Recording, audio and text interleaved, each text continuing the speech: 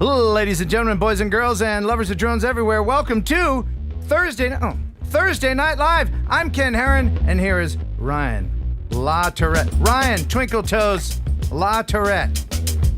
I just found out something 17 seconds before the show went on. Can I share it? You can share it. Oh, he is a singing and dancing machine. You were in Hello Dolly, and what else? Bye Bye Birdie. Oh, Oklahoma. oh my goodness. We may just break into mattress. Spontaneous singing here. If you see me hop up on this table and start singing, well, don't stop me. You just join in, sir. It's going to be an interesting show. Again, I'm very tired. I do a morning show on the radio, and this is kind of late for me. And I have to leave early in the morning to head to Trenton, South Carolina to Castle Crash. Going to hang out with all my FPV buddies there. It's a 7-hour drive in the cop car. Good times. But tonight, we've got a special guest for you. We've got Ian, MadsTech, who is getting up at an ungodly hour in Wales, UK, to be with us. And he's got a lot of stuff to share. If you have any questions for him, he is very knowledgeable about our hobby. You can ask him anything you want. So get your questions ready to be put in the chat. And also, if you have any questions for this guy, he is, you're not a lawyer, but you may as well be the drone lawyer, because you've got your hands into everything. You've got your legal briefs into everything drone. And we've got a lot of stuff to talk about tonight, specifically with that, and remote ID as well. But before we do, tell us a little bit about what you've been up to lately. What have you been to? What windmills have you been fighting, sir? Holy smokes. Since we've last talked, I've been to court fighting a case where we have a win again. Okay. I've been flying constantly. This weather out here is fantastic, especially the tornadoes, so I get aftermath footage. Right. And too much fun. Yes, but people must realize that if you're used to his setup before, it's a little bit different now, because you almost got your house knocked down. So that, forgive his current setup right now. Just some straight line winds of 85 to 95 miles an hour, taking out all my trees, forcing us into the basement, and no electricity for several days. So that's all fun and games. Oh, and then COVID hit again. Oh, so no. I am just getting over COVID. And yet here you are informing us on my stream. I appreciate that. First and foremost, and I just learned this the other day from an unnamed source, that the September 16th thing, where it's going to be, Y2K, everybody, it's the end of our hobby. I predicted that was going to be pushed back. Now, am I Ken Stradamus? Am I always right? Yes. Yes, I am. Does everybody listen to me? No, they don't. They just think I'm a silly man. But I knew, and I think it's kind of predictable since it's the government, that it was going to be pushed back, and it is. So September 16th is no longer our ID date, and that is because, well, why? Why would that be? Speculate, sir. Why would that be?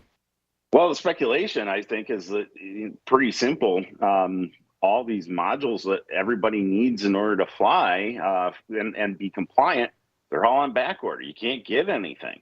So if you want to, be compliant and do the right thing for the FAA, you can.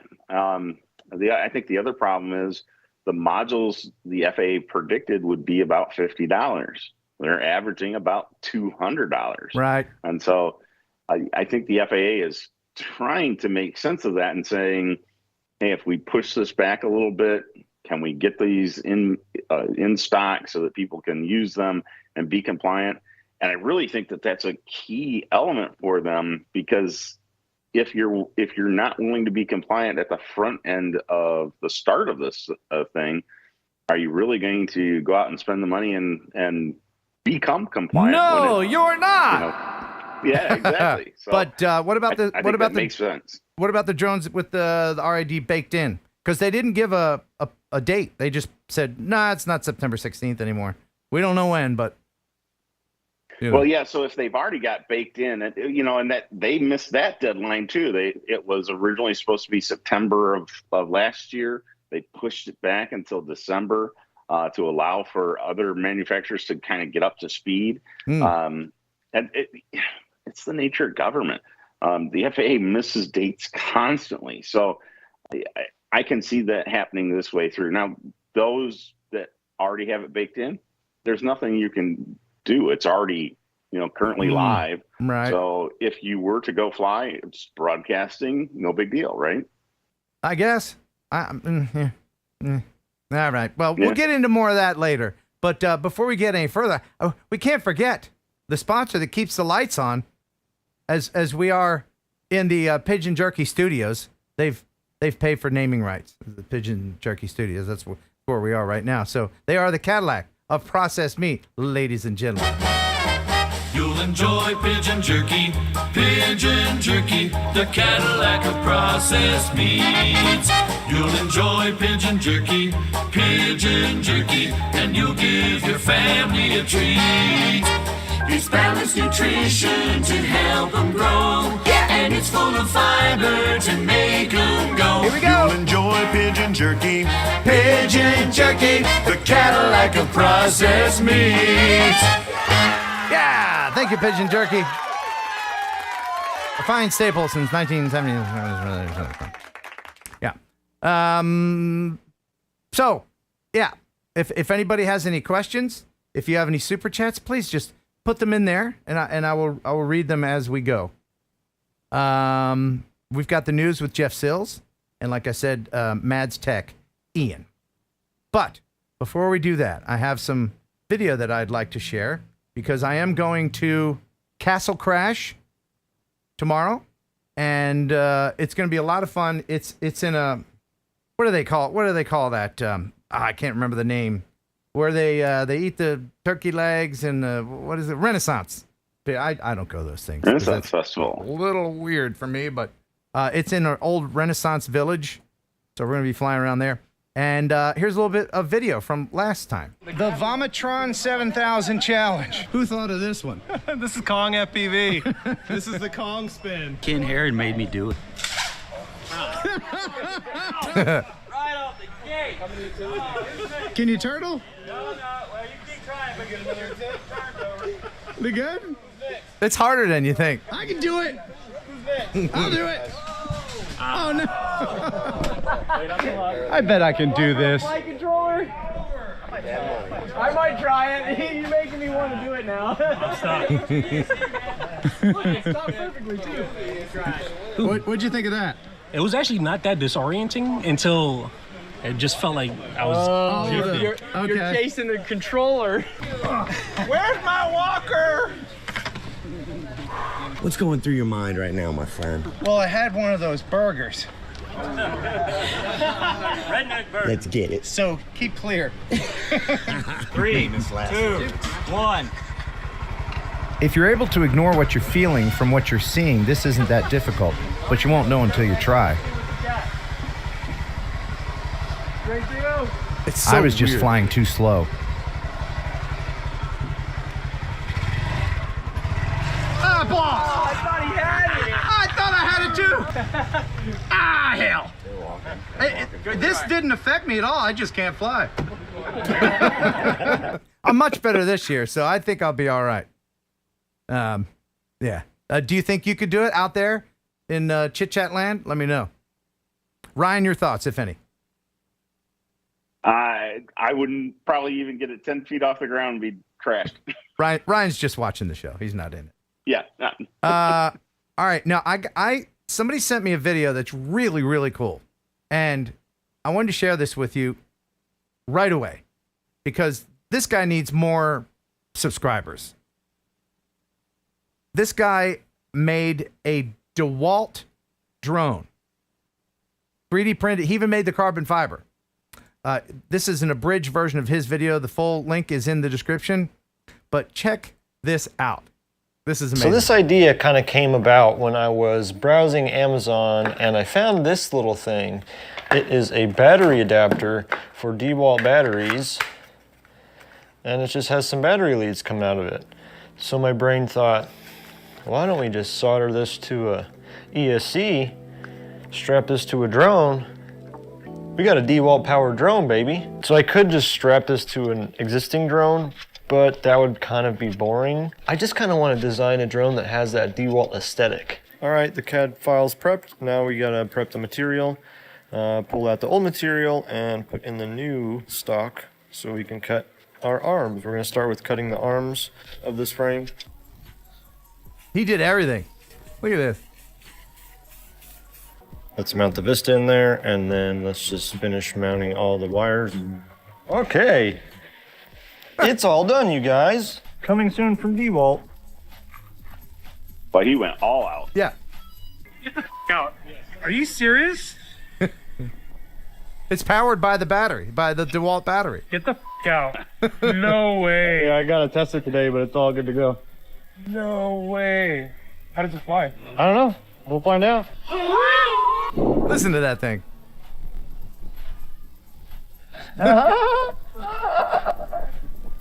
Plane? What? Is that an RC plane? No, this is the DeWalt drone. And he's maidening it over water, too. That's brave. Oh, that's the drill drone? Right. Sick. Hell of That's battery wild. sag, but What is it into? like 16. So, this is so sick. I can't believe there's a drill battery. Nice. Sick. Thanks again for watching, and thanks DeWalt for making awesome tools and awesome batteries, because these things definitely performed better than I thought they were gonna. If you like this video, please subscribe. I had a lot of fun putting it together for you. Yeah, that's really cool. He did that all himself. That's West Side. There's a link in the description. That is super inventive. Isn't it? I mean, Yeah. that I couldn't do it. I couldn't do it. Nope. Should we do the news? Or yeah, let's do the news. Shall we do the news right now? By the way, this is his first time co-hosting. Jeff's on tap. You're doing a great job, man. Yeah. I say Jeff's on tap. He's been stroking his beard, ready to go. Okay, let's go ahead and get into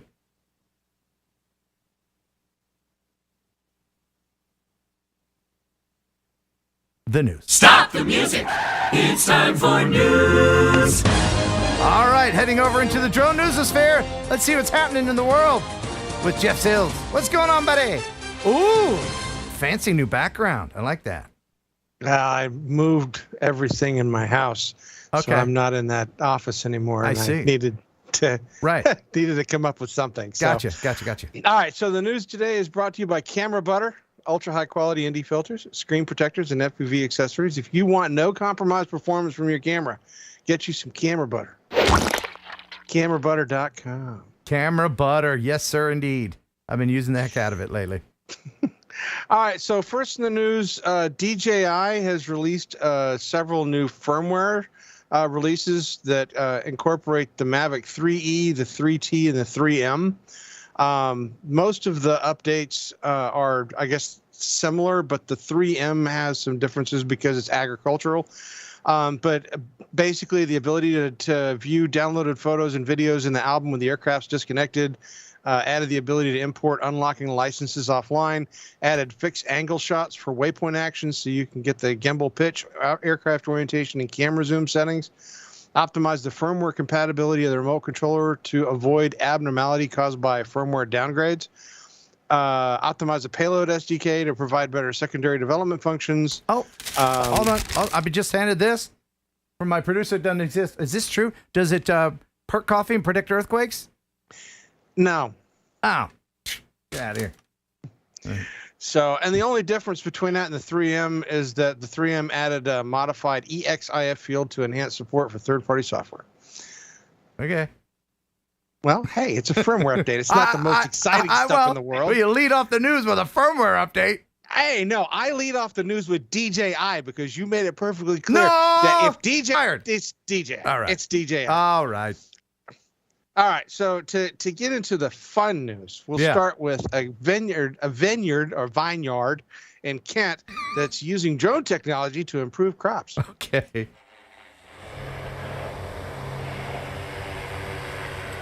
Indeed, they are. It is massive in terms of the efficiency saving when you've got that bird's eye perspective rather than people walking up and down the vines. But also in terms of the quality of the grapes and the leaves, you can't really see that through the eye, but through the spectral approaches that we've got using different wavelengths of light, you can get a lot more information than the human eye can. That's neato cool. Jeff? He gone. Jeff gone. All right. No, we don't rehearse it. We don't rehearse this. To hell with it. What do you have to say, sir? You got anything to say? Nah, he's just watching the show again. Right. Now, using the camera and the colors and stuff, they're able to study the plants and predict where places are, where it's growing better than other places, and improve the crop. Of course. All right. So next in the news, we have apparently there's a drone on Lake Erie. A drone? On Lake Erie? My goodness. These sail drones or autonomous sailboats have actually been used in a few of the other Great Lakes, but this is the first time for Lake Erie. So this project started at the western end of the lake, and now between now and mid-September, it will be in our region. So you may spot it. The sail drone, again, bright orange and visible from about 5 miles away, actually, according to Mark Dufour, research biologist on this project. Dufour does ask, if you see the sail drone, keep your distance. It will primarily be traveling between Erie, PA, and Dunkirk. The drone shoots out sound waves that bounce off fish, similar to a fish finder or depth finder, and other boats that come by it can throw off those readings. Now, the sound data will be coupled with traditional fish surveys once this project wraps up, and Dufour said the goal is to improve how Lake Erie's fish population is managed. Oh, somebody's going to draw a penis on that thing for sure. That's what they're going to do. They're going to come back. You know, like trains have all kinds of crap on it, taggers, you know, that thing is ready for it. And it's very similar to the one that they release out in the Gulf that goes out through the hurricanes that they had such success with last year. So very interesting technology, and I can't wait to see more applications. It is. And please leave it alone. Don't mess with it. Your bachelor party that's wondering what to do, there's something interesting. Sure, you have the spray paint, you have the boat. Don't go out and spray paint a bunch of penises on it, even though it would be hilarious and would make national news and make me laugh endlessly. Please, don't do that. Do it. Don't do it. What the hell are you doing? Yeah, what? Stop it. Don't do it. Yes. Yeah, that's all right. It's like a 2-year-old. Tell them don't do it. That's what they do. Anyway, so next news, this is out of Islamabad, Pakistan. After a 14-hour ordeal, 8 people, including 6 children and 2 adults, which were teachers, were stranded in a cable car dangling 900 feet over the valley in northwest Pakistan. All of them have been rescued. It took them 14 hours to do it. They had to use a helicopter and a zip line to pull people out one at a time.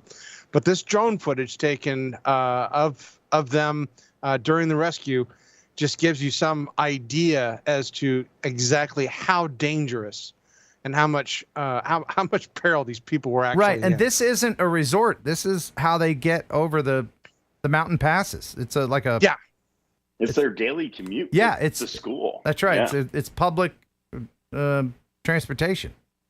Yeah, and there were really strong winds in the area that had impacted their attempts to reach them initially. But they were able to get them all safely out using helicopters. So that is good. All right. This story has been sent to me by about 5 million people, it feels. And I'm going to do it because I promised everybody I would. Okay. A man has been fined almost 1,500 pounds for flying a drone over one of the country's busiest airports to get footage of a festival. So Daniel Cesar flew his drone over prohibited airspace of East Midlands Airport because he really needed to get footage of the Download Festival on the other side held at Donington Park in Castle Donington, Leicestershire.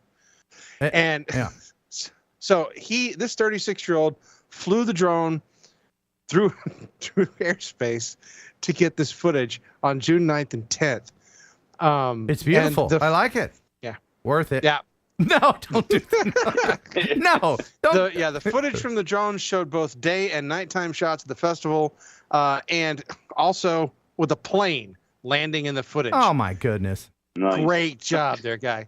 So he must pay a total of £1,496 after pleading guilty to 7 offenses.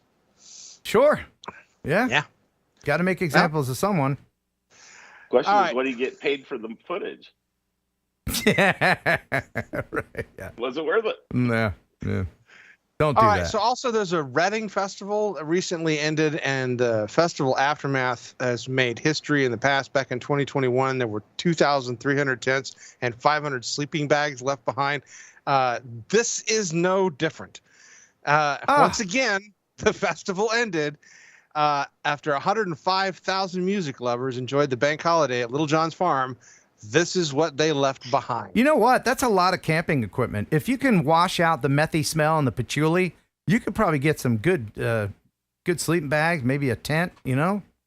Look at all that crap. Why would they leave that behind? I have no idea. I threw that stuff up on eBay. I mean, Jesus. It's just ridiculous that they come out for a festival and then leave this behind. That just doesn't make any sense to me. It's just, it's pathetic. Freaking hippies. Yeah, go figure. All right, so recently there was an interview with Shannon Nash. She is the chief financial officer of Wing, or Alphabet Wing, the drone delivery service. They had a really interesting interview with her recently discussing the significance of the partnership they have with Walmart. You're the CFO of Wing, so I got to ask, it's 2 stores, but big stores in Dallas. How big a deal is this for Wing, commercially speaking? Yeah, this is a huge deal. Let's just take a step back. Wing has operated and done over 350,000 commercial deliveries in 3 continents. This allows us to expand in the U.S. With this Walmart partnership, we will be able to reach over 60,000 households in the Dallas-Fort Worth area. And so this is again, just part of our scaling opportunity, and we're super excited to be working with Walmart. What sort of timeline, what sort of regulatory approval do you need so that me in New York can also get it delivered?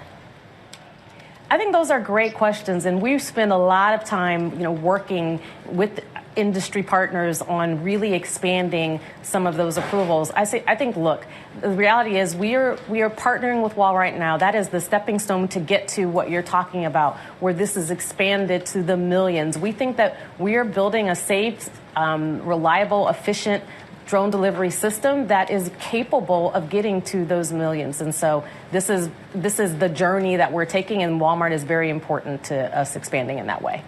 She gave a very political answer. Those are really good questions. I'm not going to answer them, but here's some other stuff that I'll say. The tap dancing was fantastic. Right? It was like, we got a drone. Here's an idea, all right? We got a drone with 18 propellers on it that are spinning and whirling and can rip the flesh off a toddler. What if we flew that over the public who didn't know it was coming, right? No, here's the best part. Then we drop heavy stuff via some string. Wait, I know what you're thinking. Can it get any better than that? Yes. Lipo fires. Anything. Again, this will not happen until all the lawyers in the world are dead. Ryan? Anybody living in the Dallas area, I would be interested to hear any feedback from people that actually use this service at the 2 stores that are going to be that are showcasing it right now. There's a couple old people that they keep mentioning that have gotten over 10,000 deliveries of I don't know, their denture cream or whatever. I don't know. But Ryan, other than those 2 successful people, your thoughts on drone delivery? Yeah, one of the stories I read recently was about Amazon drone delivery and attempting to do that in a marketplace, and literally having to remind customers, can you please order something so that we can deliver it, and giving them discounts to make that happen. And it's like, you're going to base a business model, a profit, off of trying to force something. Yeah. Good luck. Right. We have these things called trucks that are proven, and trucks will never fall on your toddler's head. No, they just run them over. Well, that's true. But yeah, that's not going to happen. What's going to happen is I don't know how I have to keep being Ken Stradamus, but drones will deliver blood from hospital to hospital in large city settings. They will deliver papers between businesses in a large city setting. They're not going to go from the Amazon distribution center and send my tube socks to BFE, Tennessee, and drop it on my lawn. It's just not ever going to happen. Back to you in the newsroom. Boy, I can't wait for the day it does. All right. So, I'm telling you, man, I'm going to petition every single person on this channel to send you tube socks. All right. So next in the news, we have the U.S. Department of Agricultural Forest Service drone specialist Charles Davis recently discussed issues in regards to flying drones over East Texas wildfire crews. And so what are some things, the public should be aware about when you guys are out there like that and they're thinking about using that private drone? I would say, if you're thinking about using your private drone and there's a fire there, just don't put it up. It just causes too much of a risk that could be avoided for you, for the aircraft, for the ground crews, and especially if there's active fire going on and we have a bunch of aircraft up in the sky, they'll have the FAA will temporarily put up what's called a temporary flight restriction, and really when that's up, nobody should be flying in that airspace except for the firefighting aircraft. We, as agency UAS, we even have to get special permission from the FAA to include ourselves in it. And so, if somebody privately wants to throw their drone up and that flight restriction is up in the air, that could also mean like legal troubles with the FAA should they get caught doing it. Yeah. I think everybody watching this stream knows better and has common sense and is good looking and smells good. But, Ryan, not everybody does. And later on, we're going to talk about someone who ignored all the rules and broke most of them. We're going to talk about that coming up very soon. So many people, so little time. All right. So we have seen videos of people proposing to their spouse using drones. We've had them deliver the rings. We've had them deliver messages. But Rice Wieland decided to one-up everybody, proposing with his drone display. Okay. And where is this? This would be in Yorkshire. And he decided to use a drone display, a presentation, cluster spelling drones, out the words "Marry Me" and "Megan," had a bunch of symbols and things that showed up on it. And the display was tuned to the couple's favorite songs, which is 6 Words by Wretch 32. And it showed champagne's bottle and love hearts before spelling out the words "Marry Me, Megan." Oh, that's nice. That's nice. Hats off to him for good for one-upping him. everybody. Yeah. Hopefully he'll find someone who says yes one day. Yeah. I'm being told she said yes. I'm being told she said. Wouldn't that suck if you, right? She's like, after all that, nah. Nah. I thought we'd just date for a while longer. That'd be a hard rejection. Oh, that'd be so bad. You got to be real confident to do like skywriting or cluster drones or, Yeah. Well, and people come up with some of the most creative ways of proposing. That one was pretty cool. Yeah, but it kind of doesn't it, if you think about it, it's kind of douchey, right? Kind of puts the girl on the spot, especially if it's an actual real surprise. Because you can't say no, and that you can't. There's no way she could say no.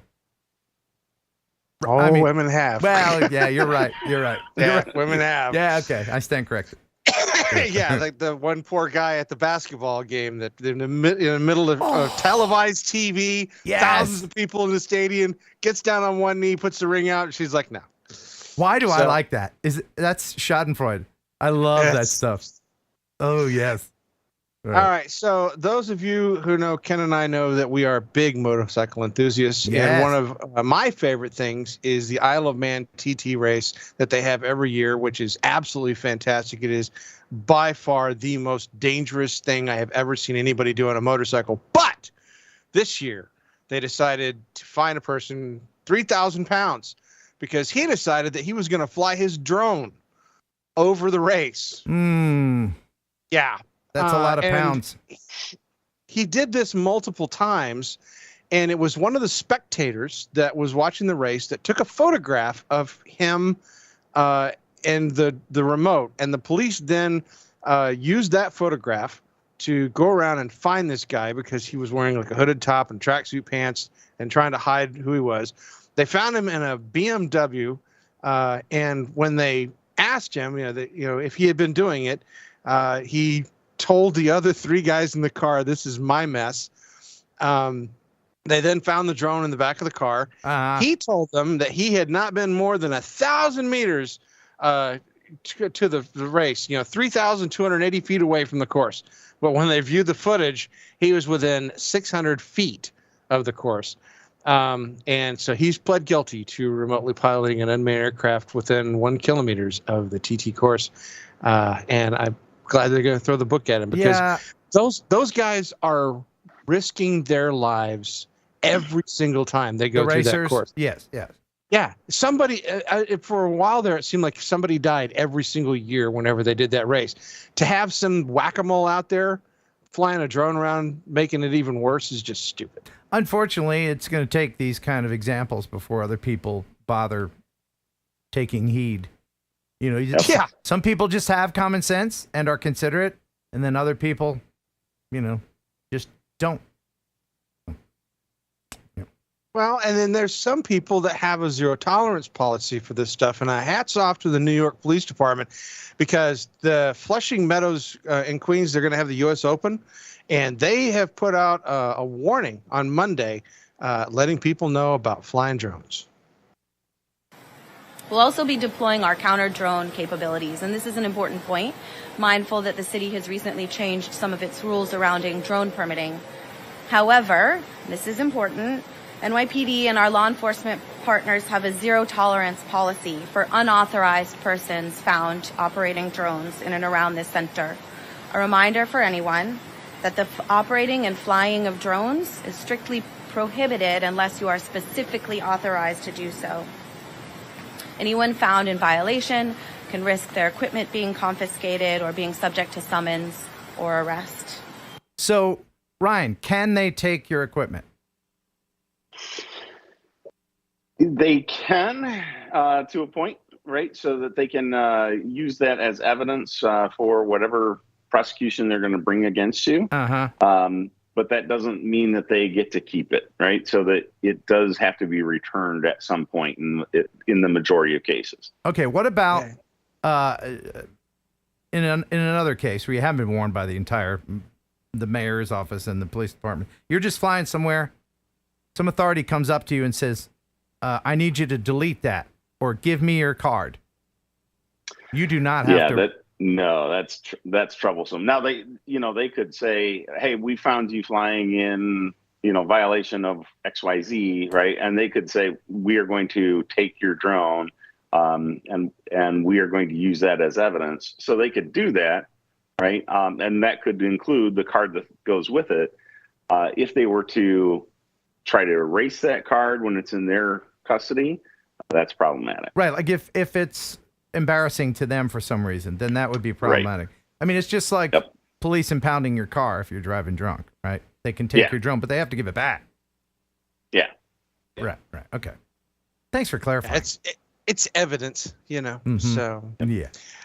All right, and finally in the news, it's just, we've talked about this 1,000 times in this show. It has been discussed, I don't know how many different ways, about how we really don't want drones used in certain fashions. And this whack-a-mole decided that he just wanted to go do the one thing that we constantly get blamed for but never do. And what is that? Alan Paddock, 44, decided to target Hazel Burr and her family in Glasgow by flying his drone over their home and filming them while they were in their hot tub or while they were out sunbathing. They filmed their 19-year-old daughter. They filmed the wife, and the daughter and the father decided to track the drone one afternoon to figure out where it was coming from, and actually followed the drone back and caught Mr. Paddock red-handed, holding the remote and receiving the drone. This happened over a period of months between November 2019 and October 2020. He did this multiple times, primarily back during the COVID lockdown that was happening in the area. And they would constantly see the drone flying overhead. They would, wave it away. It would also come at night at 8 or 9 in the evening. And so the gentleman is going through trial right now. He has been found guilty, so the next part of this is going to be the sentencing. This idiot has been doing the one thing that we... Yeah, this is creeper activity. Did you say there was a hot tub involved? Yeah. Okay. I'm being told I have footage. Really? Okay. All right, I'll go ahead and roll that footage now.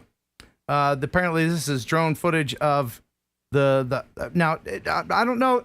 Is this the right footage? I apologize. I don't know if this is the correct footage. This might be... Well, it does look like she knows the drone is there. And it's flying awfully low. It's flying awfully low. And it's recording at, what is that, 160 frames a second? I don't know. But I'll go ahead and you don't need to see it. Wait, maybe you do. Maybe you do need to see it. No. Back to me. Why does it keep switching? Ken, I thought you said there was a hot tub. There was a hot tub. I didn't see a hot tub either. Did anyone see a hot tub? I didn't see a hot tub. But maybe that's the wrong footage. Jeff, do you know anything about this?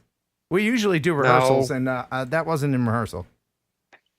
I don't know anything about that footage. Thank you very much. Maybe I should play it again just to be sure it's not the right footage. No, I'm being told that would be misogynistic. All right. Well, Jeff, thank you so much for the wonderful news report. As always, it's very informative, and I appreciate it. You are most welcome, sir. All right. Thanks for stopping by. Now get out. All right. Fantastic. Jeff always does a great job, doesn't he? Yeah. And now here's where the co-host tells a joke. Oh, a joke. Yeah. I was shopping around for a joke, and I figured what I would do is I would get a camouflage joke, but I couldn't find one. I kept trying. That's pretty good. Man. That's pretty good. Now, MadsTech, Ian, his alarm clock's going to go off here in a couple minutes. So we have a couple minutes to share some more videos with you. I wanted to share 2 videos, and then we'll bring Ian in, okay? This first one is kind of a warning. And I don't know why do you remember that a long time ago there was like a alligator or crocodile, and then it jumped out of the water and grabbed the drone? Oh, yeah. Right? Yep. That went viral. Grabbed the drone. Yeah, it did. Right. And I think the very first one actually bit through the lithium battery, and it smoked a little bit. And it smoked, oh boy, the PETA folks, they got bent out of shape. And but they're crocodiles, alligators are essentially just dinosaurs, right? Can't kill them, right? Yeah. But somebody looked at that and said, I want to do it, and then somebody else did. So there's all these and there's one with a teeny tiny little alligator doing it. And while it is kind of funny, it's not good for the animals. I mean, it is funny, okay? Right? It's funny. Especially funny when it's a teeny tiny little alligator, right? Like, I don't know what kind of drone that is, but it's funny. Even better that they lose the drone. Right. That'll teach you. But please, this is a public service announcement. Please, don't keep making these hilarious videos. Okay, stop it. Okay, yeah. Blink. Yeah. So please, I'm urging everyone, please stop making those hilariously funny videos because it's not good for the animals. Right. And you won't air them 2 or 3 times. I won't put it on a continuous loop and laugh at it incessantly. No, I won't do that. Okay. So there is an amazing video that took place in Lolland, Denmark. And this is a fly-through video that's really good. And I asked them permission if I could share this with you. And the pilot is Dane Grace. And thank you very much to the channel for letting me share this with you. It's very well done. There's a link in the description if you want to check out the channel. But this is good stuff. You have no interest in flying like this, Ryan? Oh, I would love to. I just know I can't. Put those goggles on. Oh, that's right. You get ill in the goggles, right? Yeah, you get the motion sickness with those goggles on. Oh, you can't But it'd be fun to do this. Oh, my. Yeah. I like the graphics, too. Fly through the graphics, yeah. Yeah. I mean, something as boring as a manufacturing plant suddenly becomes interesting when you're flying through it like Superman. And he didn't just going do pretty this. slow, though, too. Well, I mean, he's got permission, too. So don't just roll up on your local manufacturing plant and do this. You have to coordinate everything. But that is pretty cool of the company to let him do this. Pretty slick. It is pretty slick. Oh, what a fun place to fly FPV. Oh, my God. Hey, give me the key. I can go in here after hours for a little bit. He's not power looping anything, though. No, it's just a nice little cinematic Just hitting the thing. gaps. Yeah, that's all. Nothing too, but you know he could, right? Oh, yeah. You know, if he wanted to. There's enough room in there. Yeah. For, that's for certain. I mean, Mr. Steele, he would make you vomit in 3 seconds, right? Be like, oh, yeah, let's watch a Mr. Steele video. And you know, the business choosing this, I mean, this is fantastic display of what they're doing. Yeah, absolutely. Yep. Yeah, these fly It's through fun videos. for the pilot, and it's useful for the company. I think that's fantastic. Absolutely. Their potential investors see that. Awesome. Mm-hmm. Thank you very much for letting me share that. Again, there's a link in the description. Did that one. All right, get your questions ready because we're going to bring in Ian. He's in Wales, UK. And right now, another wonderful joke from Ryan LaTourette. Oh, another joke. Let's see. Yeah. Well, I'll commemorate that the Russians just crashed their rocket on the moon, right? And so what kind of candy do astronauts like? I don't know what kind of candy do astronauts like. Mars bars. Yep. That would be in the form of a joke. Hello. Hey, there he is. Moly. Hey. Welcome, Ian MadsTech. Hello. You look surprisingly awake. What time is it there? It is 1:42, Ken. Oh my God. It's 1:42. I have actually been to sleep. Believe it or not, there was a point where I nearly sent you a message today going, Ken, I woke up this morning with a horrible cold. I hadn't stopped sneezing all day. And I got to the stage at like 4 o'clock and going, I don't know if I'm going to be able to do this. But what I did was I went to bed about 5:30 and had 2-3 hours, and I've woke up better. Oh, good. There was a stage at like 5. I couldn't, you know, when you just get into those sneezing fits and you're just like, I cannot stop. Yeah. But no, I'm alive. I have drugs in me, so we're all ready to go. Okay. Is there a time limit? Like you can only last 7 minutes, like a lipo, or what? Like yeah, and then I go on fire. Yeah, right. Don't dip the voltage on Ian. Yeah. But no, all good. Thank you for having me on, Ken. I really do appreciate it as always. Oh, yes. Thank you for being on. And, you know, I like to have people from your corner of the globe on, but it really is quite an imposition to ask you to be on this late live. And so I appreciate it. I really do. No, look, I always enjoy coming on. Anything for you, Ken, and look, I appreciate it. Funny enough, I was just watching the video. That video is fantastic, isn't it? That concrete part. Oh, the and it's Denmark. funny, Ryan, what you were saying about wearing goggles, you get nausea. Right. I'm fine in real FPV, and I was saying this to Ken the other day, but on a simulator, on a computer, even in goggles, give me 2-3 minutes and I am ready to barf, and I am ill for the rest of the day. And honestly, it'll ruin a weekend for me. If I flew a sim on a PC on a Friday, the weekend is over for me. I'm ill all weekend. What I didn't ask, but what kind of system do you think they used for that? There was a bit of jello in it, so I would have bet initially it was an Avata. However, looking at the footage, no. I think it's 03. Yeah. I think that looking at a bit of jello I saw in the footage, my money will be 03 without an action camera, or it's an action camera with a pull mount. The footage is fantastic. Like a 4-inch or something?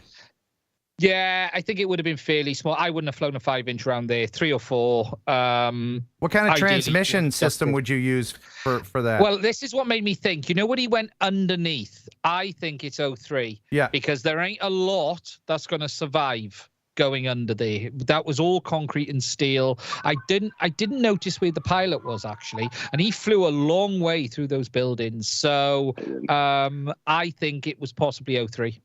Okay. Well, that would be my bet. Again, if you have any questions for the master here, he deep dives. All his videos are deep dives, man. You get so much information. Yeah, I try to, and it is a fine balance. It's funny you said that, Ken. And look, there's a balance between, what I am is a fat bald guy in a room, really making crap, boring content, and I do need to up my game a little bit just to at least get Bardwell worried, even 1%. And if I could just get Bardwell worried 1% just to keep JB on his toes, that would be fantastic. No, we all appreciate you and Bardwell and everyone else who does the in-depth dives with the technical stuff. That's not me. I'm infotainment, heavy on the tainment. I'm a goofball, but you learn something once in a while from me.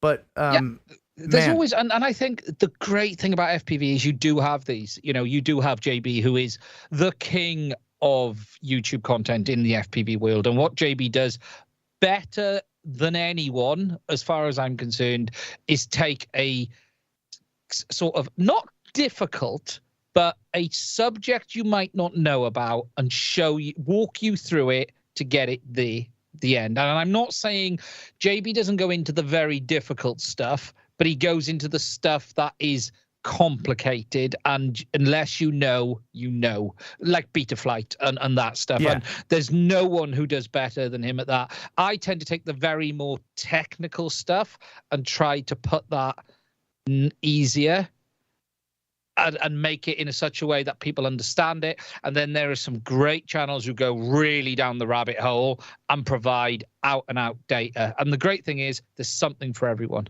That's true, but Bardwell doesn't have a cool Welsh accent. No, he doesn't.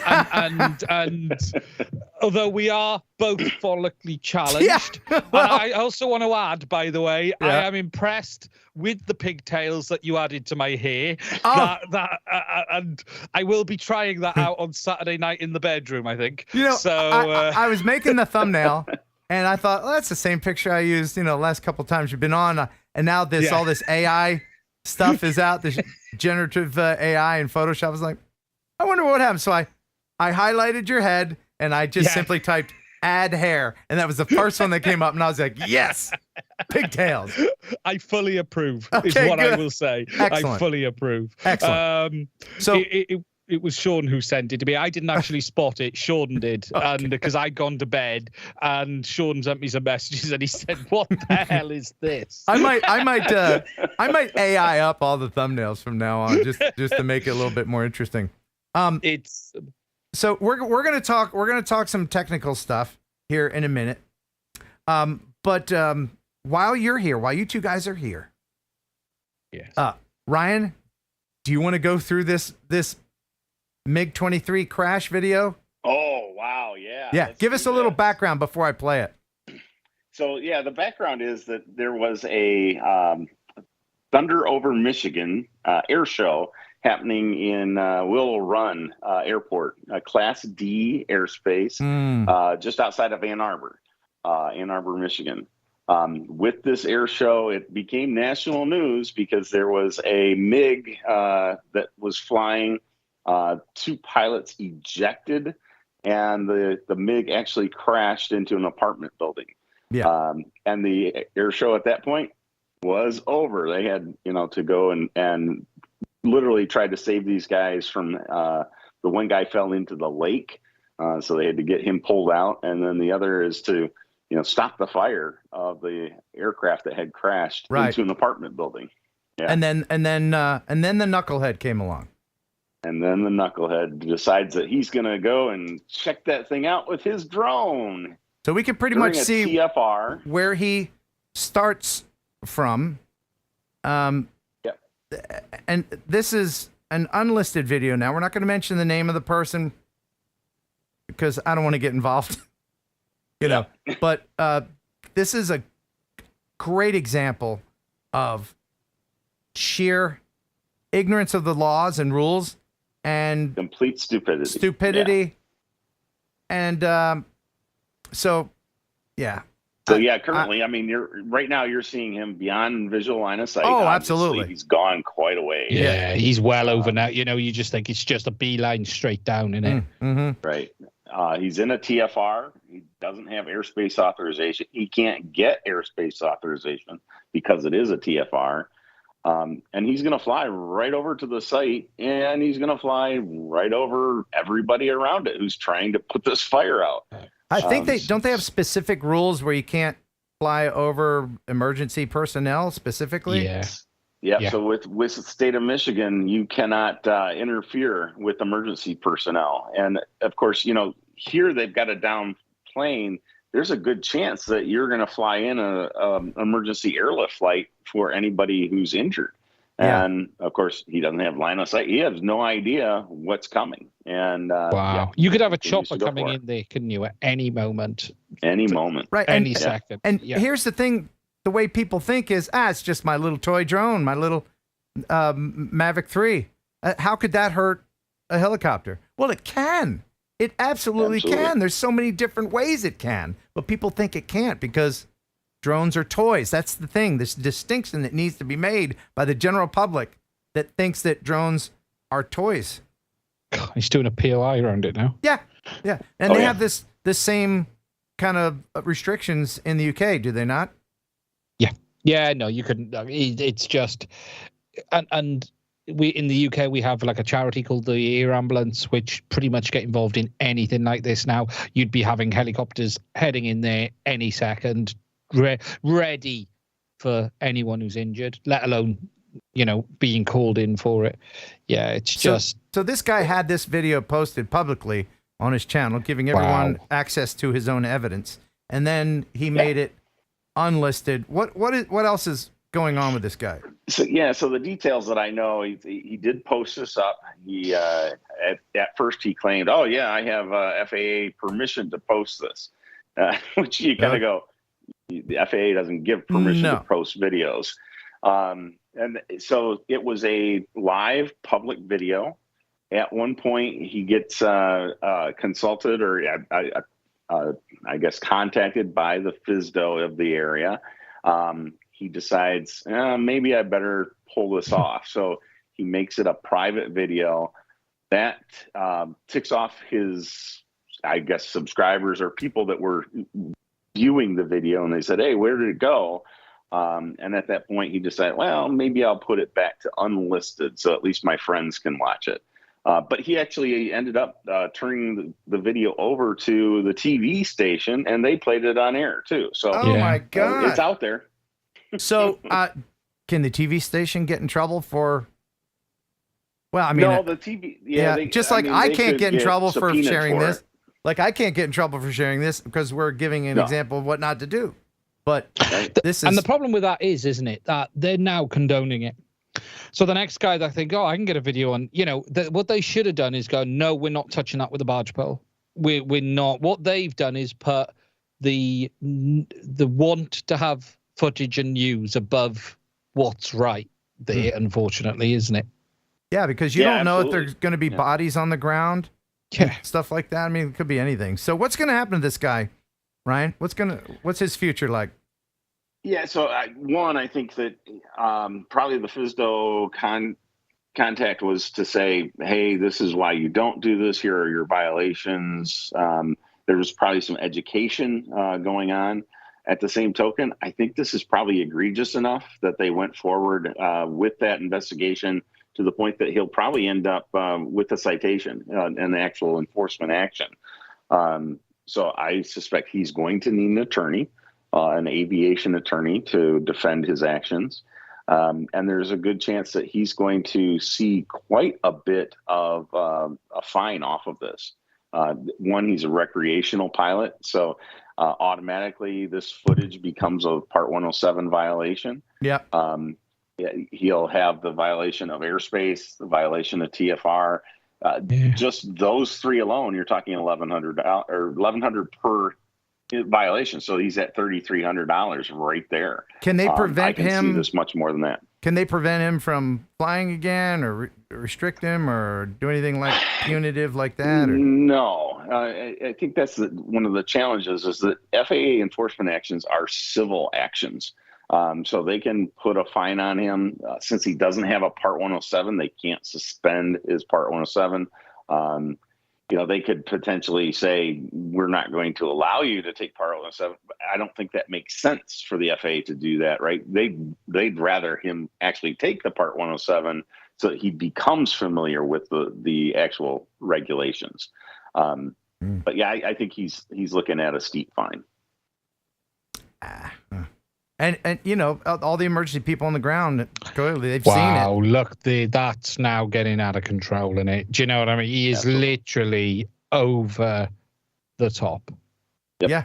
Right over the He's top. right over all him. that action. And now he's going to fly right over him again to get back home. Right, and you can he's see now how flying far over the crash site now. Yeah, you can see how far away he was. He had to go over that body of water to get back. Yeah, he's got to go all the way back to his boat. It had a zoom, didn't it? So it either looks like a Mavic 3. It was a Mavic 3. It was a Mavic 3. Yeah. Wow. Let me see it. Let me see if he's landing on his boat. I mean, the whole video is here. Let me see if he does land on his boat. He goes right to the end. He does? It gets right close to the boat, but yeah, you do not see him land. You don't see him take it into his hands. Okay, so he's in that group somewhere. Right. You think he waited? You can tell how far away he is. I mean, that's quite a distance. You think he waited 8 hours bottle to throttle? Because it looks like there's a boat party happening over there. Hey, there's some smoke over there. I'm going to check it out. Yeah. Yeah, not good. No. So, and Ken, the other thing I'm thinking of with that is, why would you bring the drone onto the boat when you're planning to watch an air show? So, there was a TFR throughout the air show. What are you planning to do with the? Yeah, it's pre-charged as well, isn't it? It's pre-charged. Yeah, exactly. It's ready to go. Right. Yeah, he completely. He can't say it was a spontaneous flight. That's motive. Yeah. That's yeah, right. Okay. Well, best of luck to him. Best of luck. Right. So now, what have you been doing lately, Ian? What have you been working on? It's been a real busy period. Really, at the moment, I've been doing a lot more smaller stuff. So this type of stuff is very big right now in FPV, which is the sub 100 grams. We're used to talking about sub 250. Now we're very much into the sub 100s. So the small stuff is big now, you said. It's becoming very big. All of the manufacturers are putting stuff out. I think it's partly linked to what's going on in China with the export ban. I think a lot of manufacturers are thinking, let's just move into an area where we've definitely got toy.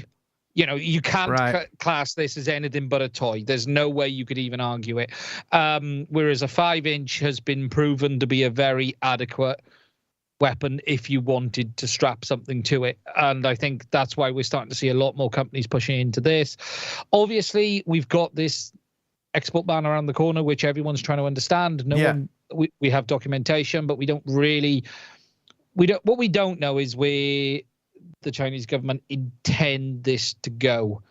It's different in America. You have a law in America and the UK, and you read the documentation, and if you think, I comply with A, B, and C, I'm fine. China, the bit of paper means nothing. It really comes down to copyright means nothing in China. No, it's a way of going. here's a rule, and we're going to interpret that whatever we want to and enforce it in any way we want to. The embargo goes into effect at midnight tonight in the United States. You guys, how will that affect? I mean, that's on enterprise level stuff, but it's also on certain parts. How's that going to affect our community here? It's unknown, and this is the problem. When you read the documentation initially, it all feels very enterprisey, very big things with big props, motors, and everything. But there's some wording in there that most, including myself, glossed over originally, which was around high performance drones. And that has a very different feel to it when you start thinking, well, what's a high performance drone? Well, a Mavic isn't a high performance drone. Let's be realistic. A Mavic is a drone that can fly far, but it isn't particularly fast. Are we talking about ag drones and stuff? We're now talking about high performance, could be FPV drones, 50, 60, 70 mile an hour. What would you deem as a high performance car? A sports car. What's a high performance drone? An FPV drone. So there's a bit of concern around that, but we don't know. The reality is it's all hearsay, rumors, and we're just going to have to wait and see. On top of that, obviously, we've got the mess with you guys with remote ID, and obviously what seems to be happening or not happening, and the whole FRIA thing that's kicking off as well, which is becoming a very big mess. And it feels like we're at war, actually, a little bit. Our hobby is being hemmed in by all sides, but it's not all doom and gloom. There's ways around it. Orca just released a new flight controller in Europe, European manufactured. We will still be able to fly. Yeah, let me know in the chat if this RID stuff will change the way you fly, because I don't think it's not going to change the way I fly. I mean, the genie's out of the bottle. I'm gonna fly no matter what. It reminds me of the old CB licensing days in the UK. We had complete non-compliance. Then they moved into introducing a license, and then everyone was like, well, why? I've already got my equipment. I've been doing this for 10 years, and you now want me to give you money for doing the same thing I didn't have to pay for before? How long have people in the UK had to have a television license? That surprised the hell out of me. Yeah, that's a complicated one. It's a very long time, but it isn't a license for TV. It was a way of providing funding for a public organization for TV. So when TV started the BBC is funded through all of the TV licensing. So it's not subscription, but it's also not government. So the idea was it was set up with a legally binding tax, is the simple term to use on the equipment, which is if you owned a TV originally, you had to have a TV license. And that is somewhat how it is today, but it's had to be modified for the online world we're in. Can you buy a television in the UK without the license? Yes. There's no restriction at the point of purchase. But what happens is when you go to buy it, they request your details. You could give them any details. Right. Can you imagine that happening in the United States? Can you imagine? Oh, my God. But there was this thing in the 80s, and I love this bit because there's adverts for this. They had what they called TV detector vans. Oh, my God. Where this van would drive around with an aerial on the roof going, we can detect if you're using a TV without a license. So this was all bullshit. It was all just nonsense, right? Right. But it had so many people because they had the TV detector vans in your street. Oh. If you haven't got a TV license, we're going to find you. And that's when people are like, oh. Yeah, well, that's, back in the 80s when nobody knew anything, right? And there's a man there with a little aerial just turning it round. Right. He may as well have a dowsing rod, right? He may as well have just been there waving it around. Yeah. But, and they still, it wasn't the government? It's in law, but it isn't government. So the money goes to the BBC to pay for all of the BBC services. Interesting. So you guys don't have telethons where they give out tote bags and like these pledges and things? No. So the easiest way to understand, for a very long period in the UK, the only television we had was publicly funded through that method. Then we had the introduction of private TV, which brought advertising. So, for instance, the BBC has no advertising. So it's not funded through ads. It's not funded through sponsorship. It's funded through the licensing. So that's the TV and the radio channels. But then we moved into having, when we went from like 1 channel to 3 to 4 to 5, you had channel 4, which was the first, and then channel 5, which are private entities based off advertising. But the BBC is still in the original model. Okay. Awesome. So it's weird, but it's funny because it is. But it reminds me the old detective vans thing, and it's very similar to how you're going to have this thing with RID, because you're going to have people going, we will be able to detect if you haven't got a module.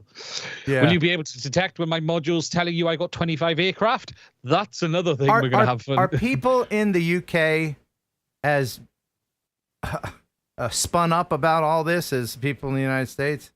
I mean, remote ID we're talking about. The UK tends to be more, the FPV community is a young community, so it's a very different subset of users to the general UK population. So if you take a new law comes into the UK, we're predominantly sheep. Okay, so we will just, we're not like the French who'll burn or shoot the president. We don't tend to do. I remember in the 80s when the president of Renault closed a factory, they shot him. There was no in between. He closed a factory in France. Within 24 hours, they shot him. We're not really like that over here. We tend to just go, oh, all right, or we'll either do it or we won't. Whereas the FPV community is a lot younger. I think there's probably going to be mass ignoring of the rules because they'll just go, bye. I'm not doing that. But we're well behind you guys now. You're on the cusp of RID.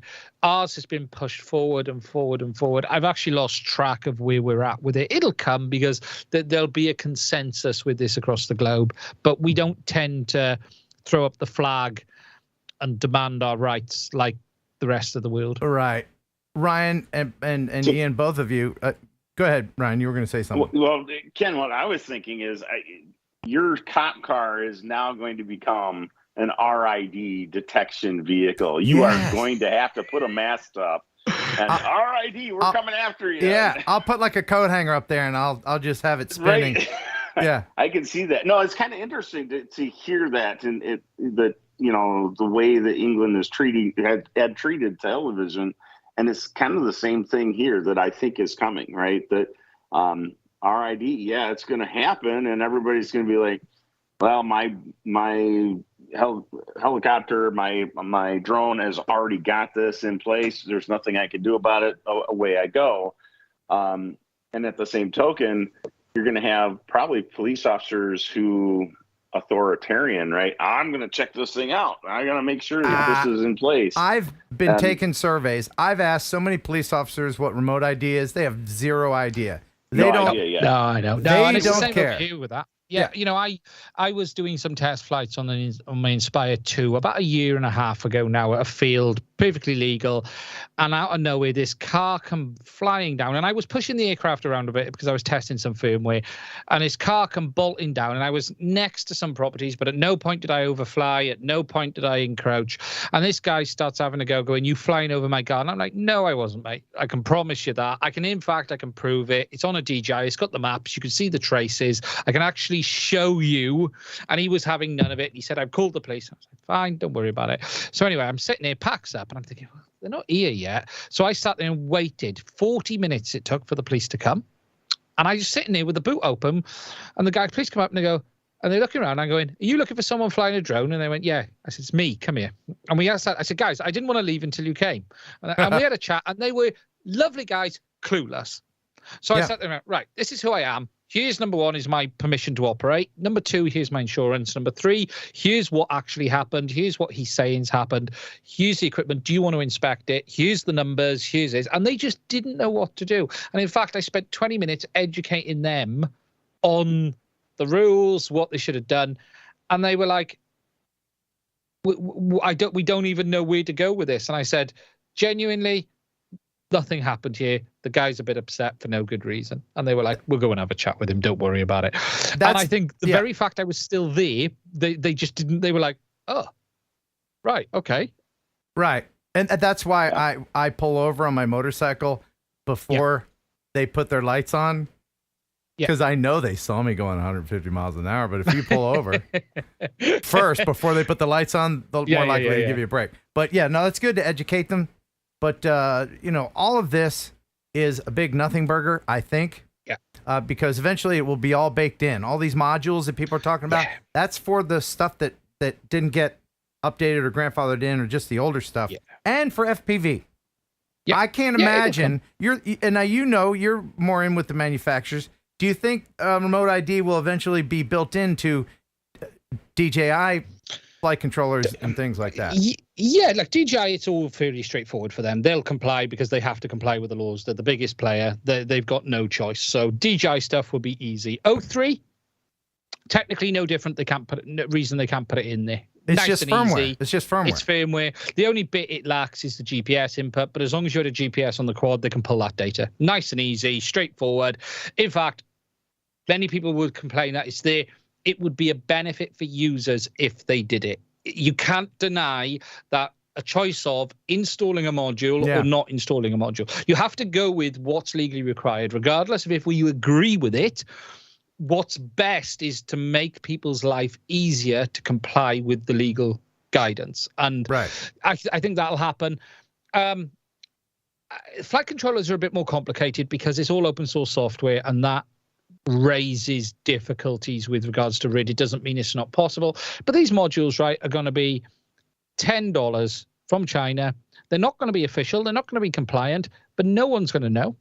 Right? No, it's going to transmit exactly the same as all of the ones you buy from the companies who want to, because you've got to, with the FAA's ones, they've got to register them. They've got to be all through.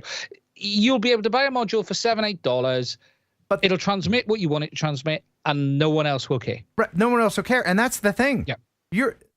There is no enforcement arm of the FAA, right? No. The only way you're going to get caught, and I'm trying to tell everybody how to, non-comply, but I'm just saying, like, the cop that works in my small town is not going to come up.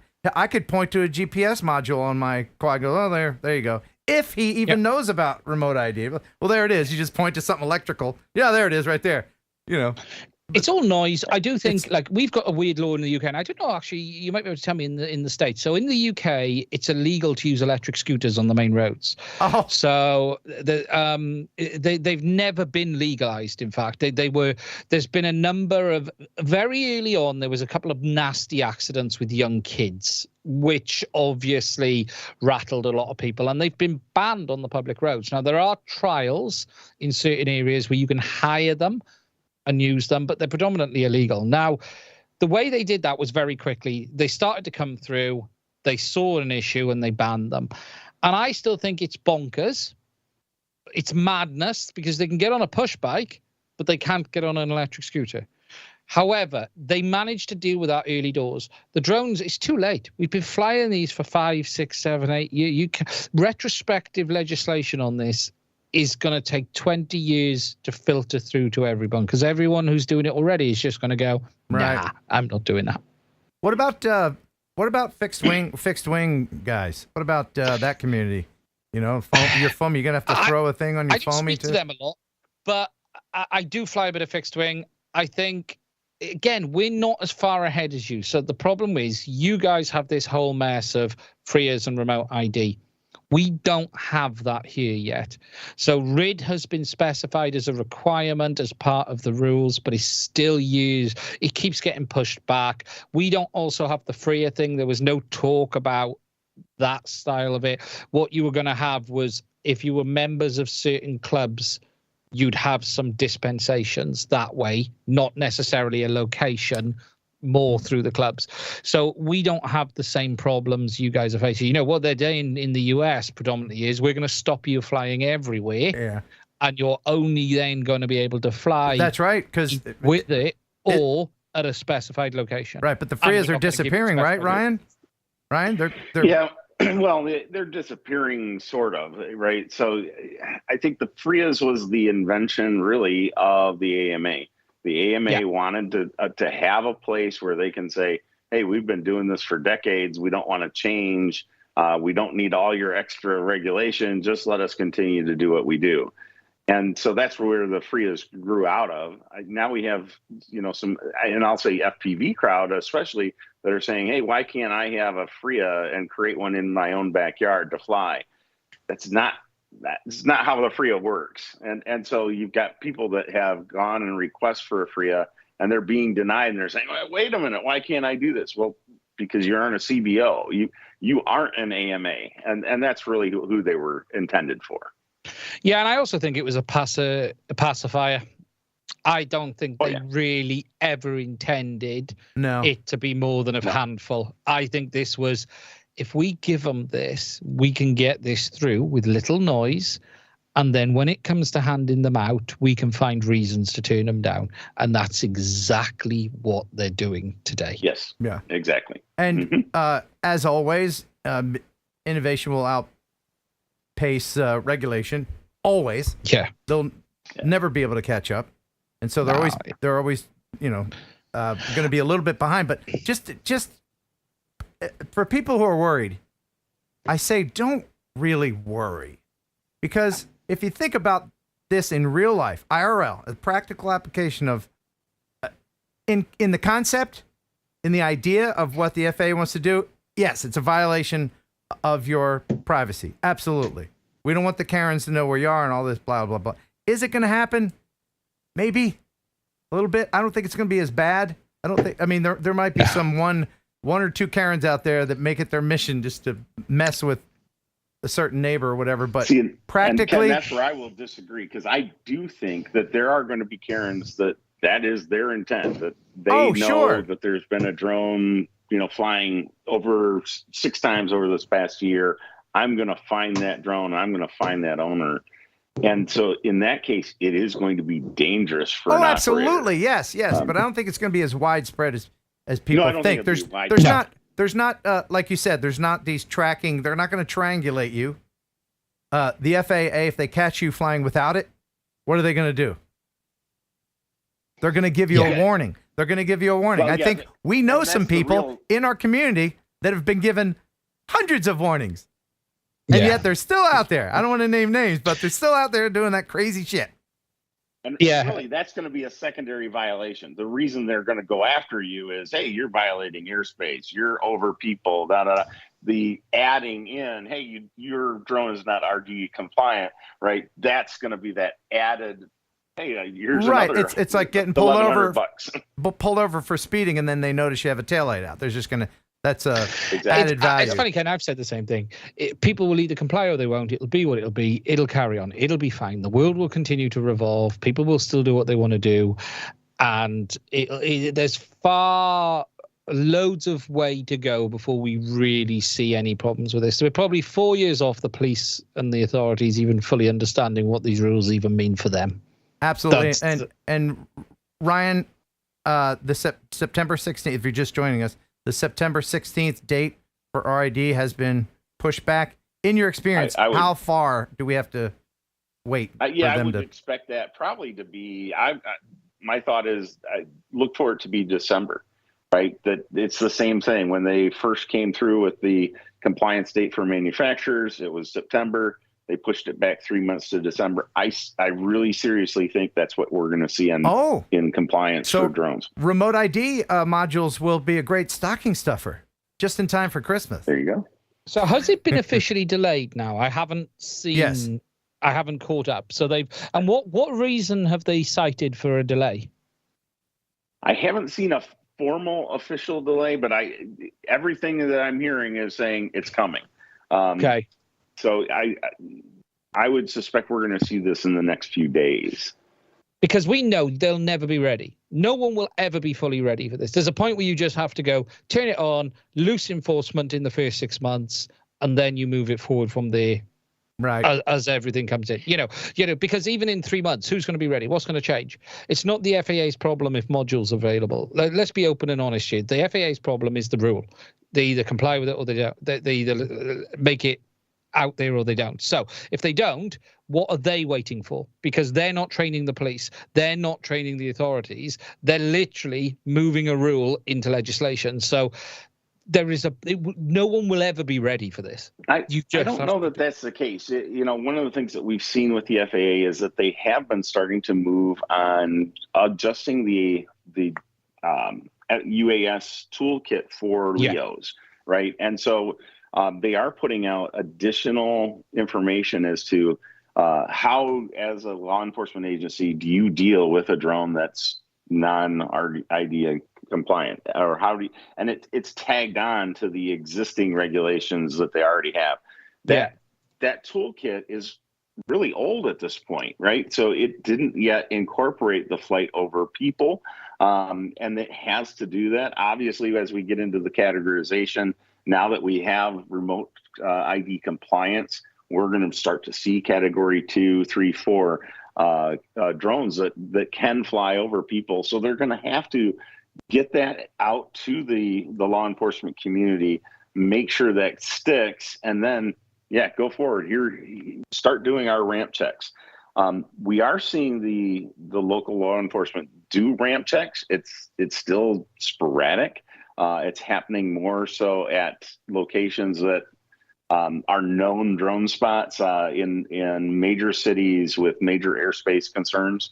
But I do expect that to come out as well, to say, here's a new law enforcement toolkit. Here's what we want you to do. And then truly, I would say you're going to start seeing more and more FAA ramp checks by local police officers. There's obviously going to have to be a grace period, because remember back before you had to stop at an intersection, before stop signs were installed, the laws were in place. So you could break a law you didn't even know existed. And so informing is very, very important. Yeah. It's only like their internal paperwork, or, well, not the internal, but you know what I mean. The paperwork and briefing stuff is where it's on them. Everything else is outside. But yeah, it'll be interesting to see, won't it, how it goes. I've got a question from Brian Lewis here. It says, if our AMA site is not a FRIA, how do we hold multi-GP races there without being under AMA insurance? That's a good question. It's going to all get very messy. Yeah, it is. Yeah, it is. Because the insurance can't insure you if you're doing something illegal. It's really black and white, that, isn't it? Insurance can never do you. It's the same on anything. You can never be insured for anything for anything if there's a legal issue.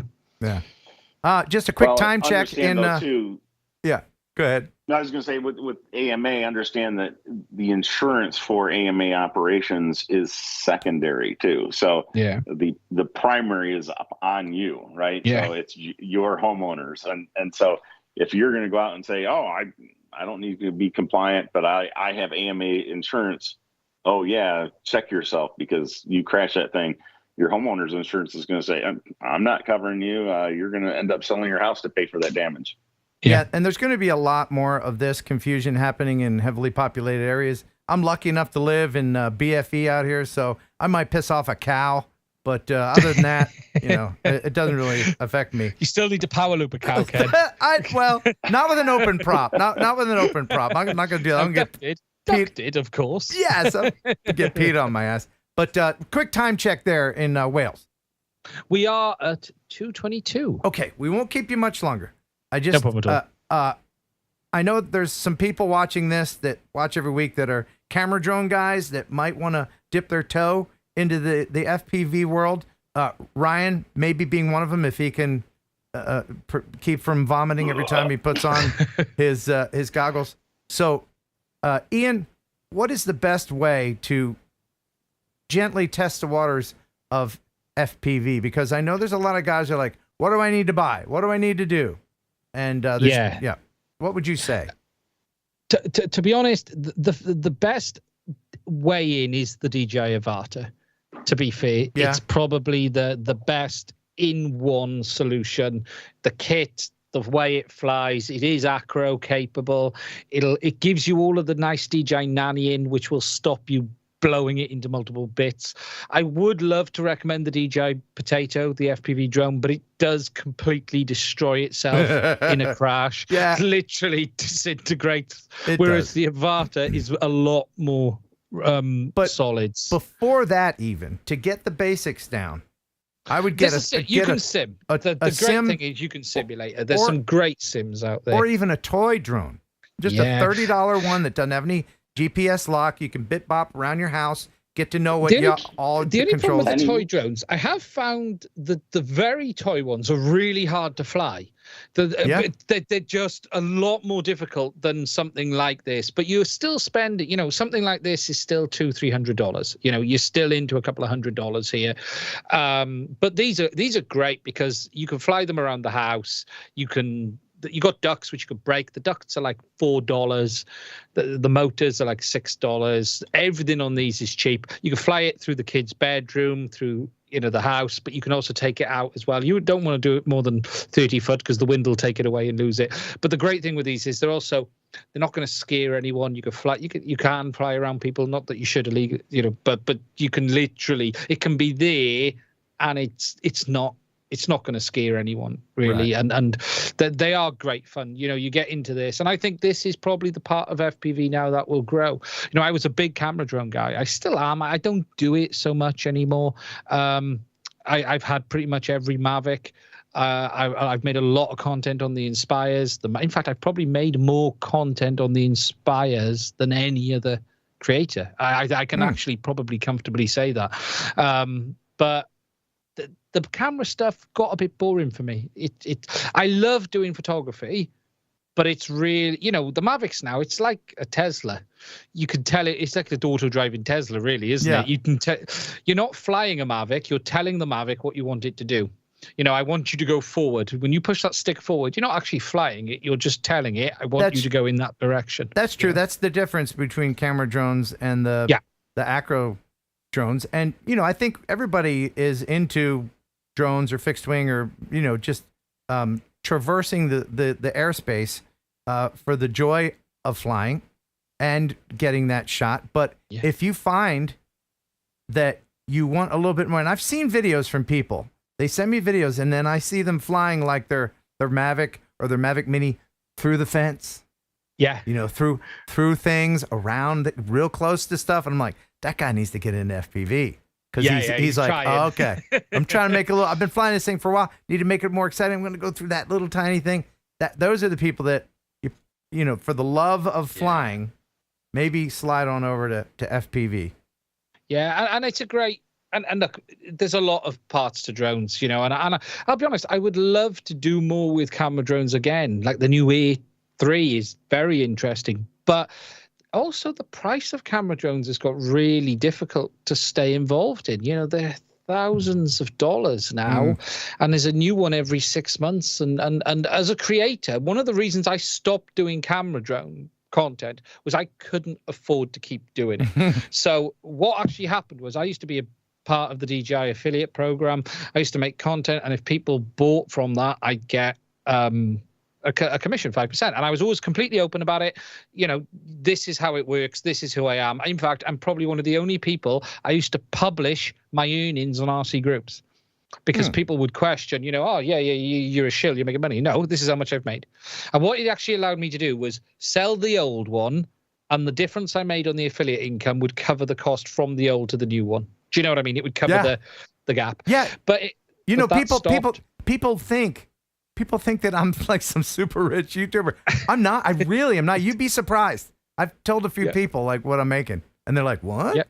I tell you, I did a review on the Air 3. Yeah, I ordered it on Amazon. I did a review, and then I returned it. Sent it back. I actually did that. I actually did it with the Avata, but I kept it. Well, that's the trouble. Like if it's really good, I want to keep it, and I wanted to keep the Air 3 because it really is a great drone. But I just couldn't afford it. But that's the problem. And like I stopped making that content, and I'd always flown FPV, but in fact, and here's a true fact, the very first video I ever made on my channel is FPV related, not camera drone related.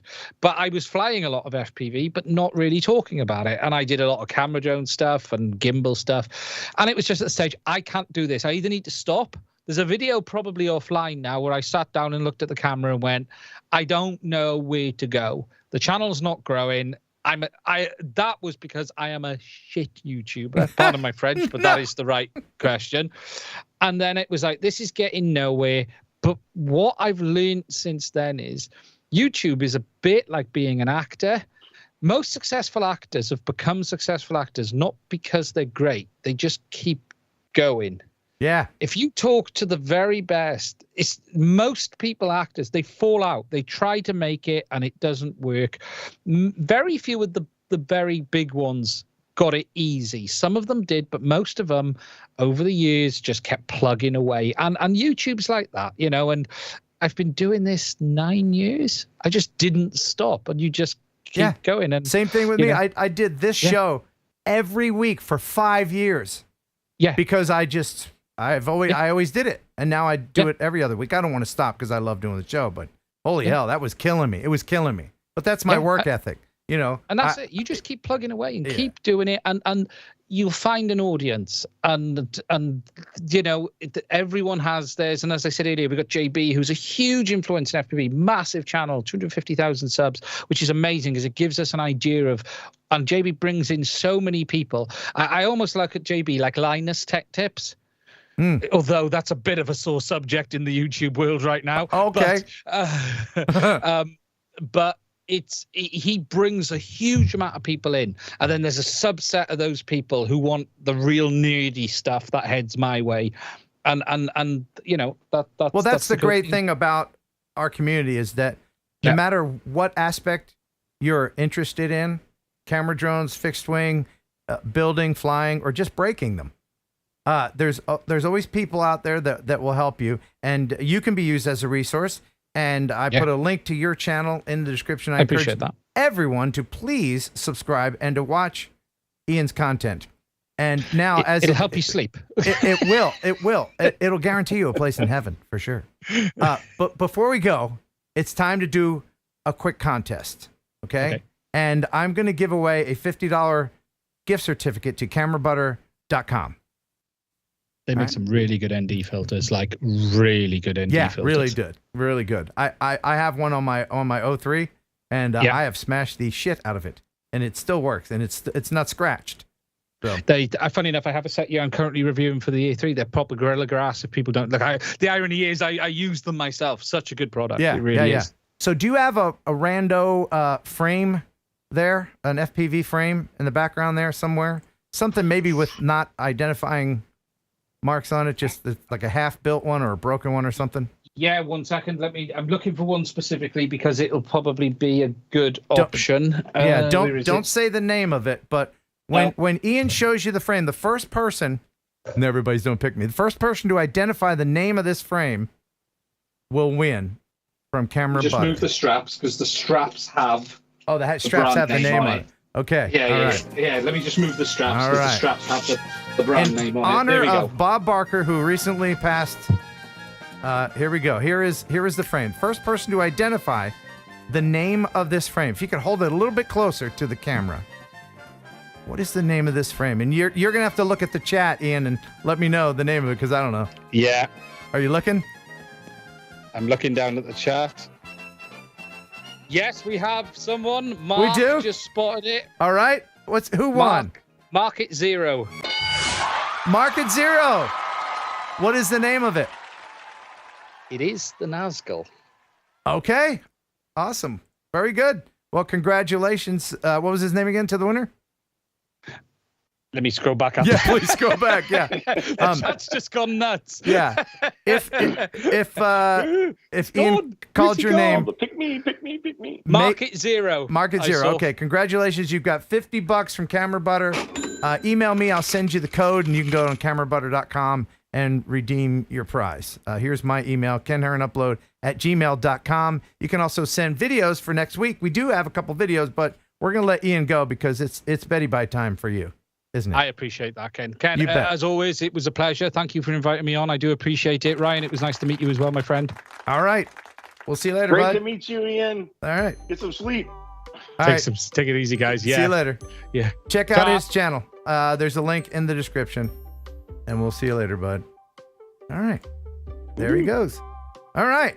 Well, he's a super nice guy. I like him a lot. That's dedication.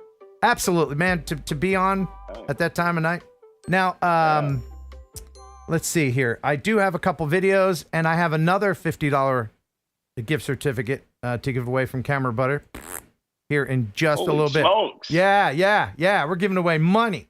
So do stick around. Say, everybody's into it tonight. Woo-hoo. Don't leave. All right. You had a couple interesting victories recently that we'll talk about here in just a minute, but I do want to share some of these videos, okay? Yeah. But first, let me get something out of the way. And this is from last week. Now, I record a members-only video before the show with whoever's on. And last week, I mentioned something really cool that I was giving away to just the members. And I encourage people to please become a member. We've got, I think, just one new member tonight, if I'm looking over here. And I'm going to read your super chat messages here in just a second. So send those in as well, because I'm going to Castle Crash. It's a 7-hour drive, and I'm driving an 8-cylinder cop car. So I need the gas money. Please help me out. So this is from Alan in the Woods. And he writes, "Good evening, Ken. I feel having the poster of Jeff Sills." Yes, I made a poster of this. Okay? "I feel having this poster covering the pegboard above my quad building desk would be truly inspirational. Every time I'm building, I could literally look up to the greatest drone newsman in history and say to myself, Jeff Sills is going to read my story someday." Alan in the Woods. And I have said poster right here. I'm going to share this. It's a real thing, and I'm going to mail it to Alan. But I wanted to share this with everybody first, because this is a one-off. This is one of a kind. There's only one of these. It's truly unique in the world. And this is yours now, Alan. Yeah, that's right. Don't be jealous, ladies. Don't be jealous. You're going to get to put this on your wall. Who's next? Well, Beauchart. I'm going to have a poster made of this. So become a member and keep checking out those membership videos for your chance to win these sexy, sexy images. So that is worth it right there. Thank you, Alan in the Woods. I appreciate that. Email me and remind me. Again, kenheronupload@gmail.com. And if you want to send a video and you don't want to get a copyright strike, you can use Epidemic Sound. There's a link in the description for a free 30 days trial. They've got hundreds of thousands of sound effects. They add stuff all the time. It's great music. Everything else, crap. That's true. That should be their slogan. It's not, but it should be. Okay. So this is from Jesse. Jesse says, "Hey, Ken, I've been a big fan. I've been watching your channel for about 3 to 4 years now. I came for the real estate drone videos, stayed for the TNL episodes." Thank you. "Recently, you created a t-shirt for Trees Are Dicks. And while I agree with you, I really don't like the t-shirt design, so I made you a new one." So here's his, you know what the Trees Are Dicks shirt looks like already. Here's the one that Jesse made. Okay? That's what it looks like. It's like a mean tree, and he's eating the drone. I like it. Very creative. I created it just for you, and you have permission to use it. Free of charge. And so I'll make that available very soon. And what the hell? Here's a video I meant to send you, but never got around to. So this is a video from Jesse. And this is around a place called Lake Merritt.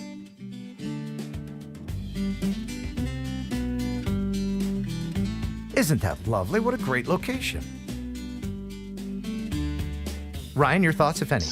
I was going to say, that's a super location. Yeah. A lot of symmetry going on. And we want to encourage everyone to get out there and fly and film and have fun. Nice cinematic shots. Yeah. This is Epidemic music, by the way. They have something for every mood.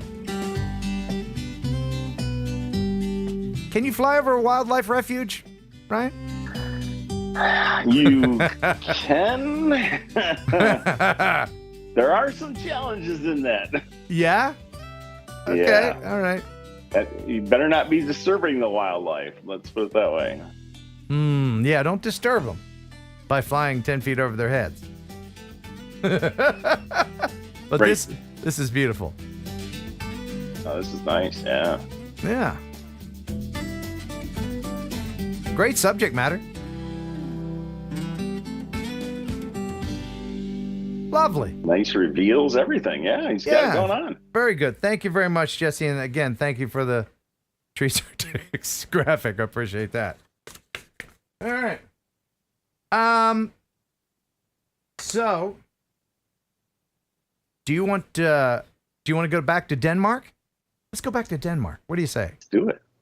This is from our buddy Sven. He's German, and he's in Denmark. He's spending his summer holiday in Denmark, and he brought his Mini 3 with him. And let me go ahead and get this started for you. He said we went to, and the pronunciations in these, I'll give it a shot. Hammerschuss, early in the morning. Nobody was there, he says. The ruin of the fortress is located on a stone hill close to the Baltic Sea at a height of 74 meters above the coastline. There's a shot. Yeah, that's good stuff. Having fun out here, and as always, greetings to everyone. Music is not crap because it's an epidemic. Many greetings to all from Sven. Man, what a vacation and a way to showcase it, too. Heck yeah.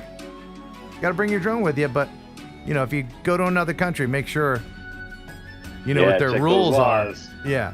And the airlines as well. Do you find that the regulations vary from airline to airline as far as bringing lipos on planes and stuff? It does get interesting, yeah. Some will limit you as to the number, even though the TSA, limitations do not apply. They still will limit you down, so it's always good to check first. And you have to, do you have to have them discharged and stuff? I've never traveled by a plane with my drone stuff. You don't, yeah. So I think that's a misnomer, and it's good practice to have them partially discharged and put in your lipo-safe bags. What you do have to do is take them in on carry-on. They are not to go into checked luggage. Right. Here's a terrible, terrible story. When I went to Iceland, getting on the plane, they said, "Oh yeah, we don't have room for your bag. It's got to go into the checked luggage." And I'm like, "This has lipos. You cannot put this in the baggage." No, they didn't matter. They put it down there, and I thought, "Oh boy." Oh man, were they fully charged? That was scary. Were they charged? They were fully charged. Yep. I don't know. I don't think I'd bring energized lipos on a plane in any occasion. I don't know. They're little bombs. Yep. They're little dumb. They're little bombs. Bombs, yep. like intelligent. I had mine in bags, but yeah, even then. Okay, but you had like intelligent DJI batteries. Yeah. That would discharge themselves. I'm talking about the dumbass, just no intelligence at all, lipo, like 6 cells, 12 cells, whatever. Those are little. Those will perk up the TSA when they go through the X-ray. They're like, whoa, we got wires. Yeah. By the way, my girlfriend, she's going to be a TSA agent. Oh boy, Jennifer. Hopefully, she's going through the process. Well, that'd be awesome. So she's going to do all the pat downs. Yeah, she's going to have a wand. Yeah, you're going to get up close and come home personal. And she's going to want to pat down. Yes. Baby, leave the uniform on. Yeah, I know you've been wearing it all day, but leave it on. At least leave the hat on. One more time. Yeah, leave the hat on. What am I saying? Hey, you know what? I think there's a train a-coming. Thank you very much, everyone. Let me go through some of these super chats. Oh, we got gifted some memberships. Oh, good. Thank you so much. Trevor Fuss, an Australian 20 bucks. A little late birthday present. Thank you very much, Trevor. Trevor hasn't been feeling that great. He's had some health issues, but he's coming around now. He's feeling good. Drone Rob, 20 bucks. Thank you, Drone Rob. Closest to 100 without going over, he says. Of course, talking about Bob Barker. Bob Barker. Leaving us. And do you think, no, I don't want to say that. I was going to say, at Bob Barker's funeral, do you think if you reached in the casket and into his pocket, there was a $100 bill in there? Yeah, there you go. Yeah, see, I've been up since 4 a.m. Philip Koshat. Thanks, Philip. $5. He says, "Hey, girl, here's a little pre for the show. Got some things going on this evening. I'll chime in later this evening." Thank you, Philip. And another $2 from him. Kid and the drone. Hey, Kid. New member, Kid. Thank you very much for the $5. Steve Oakland is a new member. So far, we got 3 new members. I usually try to shoot for 10 at least. So 3 so far. Thank you very much for joining, Steve. Now you have access to all the super cool members only content. And there is quite the catalog of interesting things. Artco Drone Solutions, $5. Thank you, Art. My jokes are baked in, he says. Well, let's hear one.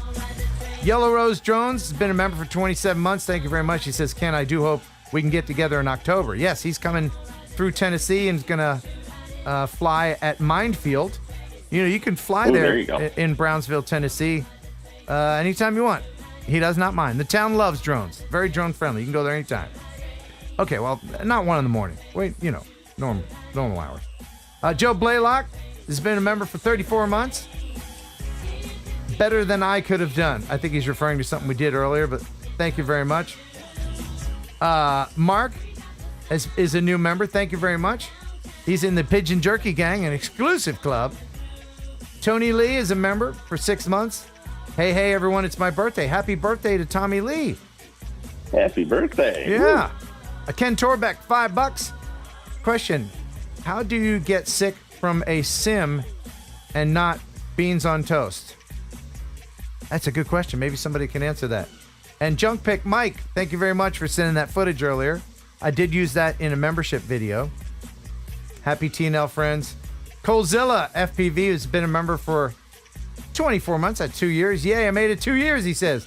The Drone Dad has gifted a membership. You can do that when you click on the membership thing. I think there's 3 dots in the corner and it gives you the option to gift, and then YouTube will dole the gifts out to deserving people. New member, Greg Air E. Thank you very much and welcome to the Heron Birds. Colezilla, thank you very much for gifting another membership. And Darren, yep, it's Fairies, right? Am I seeing that right? Fairs, not fairies. Fairs? Oh, I apologize. I'll get. How does that? I don't want to say it wrong, but Darren, thank you for the $25. I don't know how to read. In the Woods, been a member for 22 months. Appreciate it. I can't wait to explain the picture to someone. Yes, congratulations. That's a long story. And Off Axis, thank you very much for Canadian Buck 49. Dyna Drone! Much appreciated, sir. Thank you very much. I am here and I get to see all of the show. No fire drill. Thank you for your service. Again. And $5 from Jack Weiser. I appreciate it. You and your brother Bud. Much appreciated, everybody. So I got an email from a guy named Jixer53. Do you know what a Jixer is? I do not. Oh, you're not you're not a motorcycle guy? I haven't ridden a motorcycle in eons. Okay, well, it's a Suzuki GSXR, and they call them Jixers. And so this guy's name is Jixer. He said, hello, Ken, I would like to submit my video for Viewer of the Week. No drone shots this time, but a little video did take a fair amount of work. Some of the shoots were more wet than others, and so I hope you will consider it for Viewer of the Week. Viewer Video of the Week. You know what? Let's just go ahead and make him the Viewer Video of the Week. Congratulations. Even though there's no drone shots in it, it is still interesting, and it's got motorcycles, and I love motorcycles almost as much as I love drones. So enjoy this. Let's go fishing. That's a Jixer, by the way. All right. Looks like a 1000, maybe.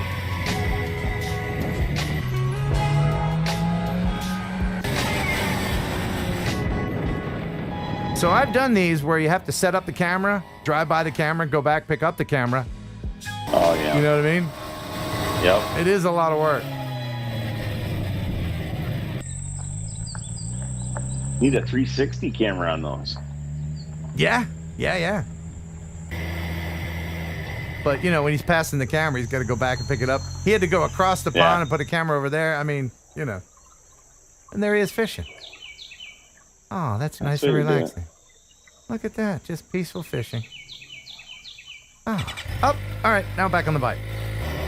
So he sent this video saying, hey, watch my fishing video. I think this is a motorcycle video. I think Look so. at that. I don't know if that's legal. Anywhere. I don't know if that's legal, but I sure like it. Thank you very much for sending that in. Jixer. You know, I've never done a wheelie. I've had motorcycles for 40 years or more. And Probably smart not to. Yeah, I keep both wheels on the ground. I'd rather go fast than stupid. Yeah. Yeah. Speaking of stupid, there's some stupid fun happening, and I have to mention this. Here is the poster for this thing happening out west. Out west. The Mountain West UAS group is holding its annual fall roundup on Sunday and Monday, September 17th and 18th in Buena Vista, Colorado. It's one of the oldest original drone groups in the nation and was founded in 2016. They're having a conference out there, including Vic Moss. You know Vic Moss. He's going to be out there. He's going to be a speaker. And Mountain West operates the nation's first designated drone flying park in Buena Vista. So go here and check it out. There's a website. Can you get that? So I'm going to be doing something else on the 17th. I can't talk about it. I wish I could go to this thing. I don't know if the RX-8, I don't know if I have enough money to fuel the RX-8 to go that far, but one of these days I'm going to head west. Drive. It would. So if you're interested in this meet in the Colorado region, go to usaroundup.com, usaroundup.com. Now, speaking of meets, I am this weekend going to Castle Crash in Trenton, South Carolina. And I have one more little video from it. This is from the last time I was there. All right, I trust you, man. I trust you. All right, I'm going.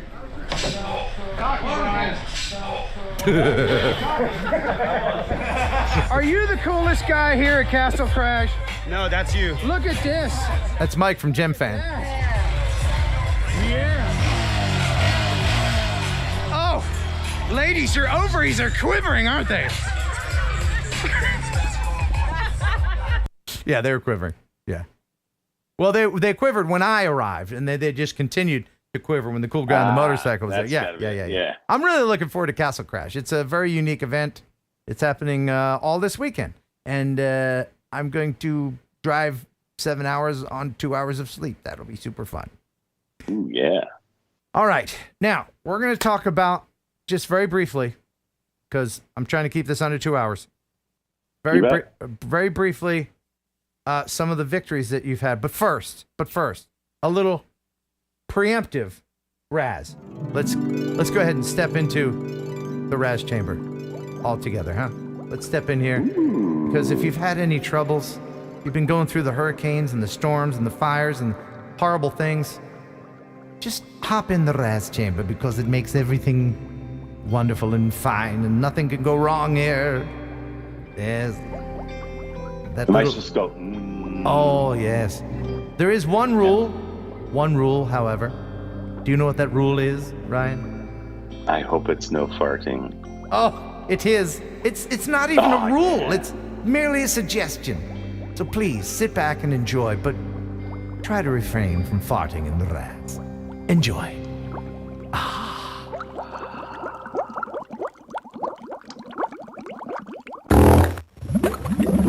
Conan Mills, what the hell is wrong with you, Conan?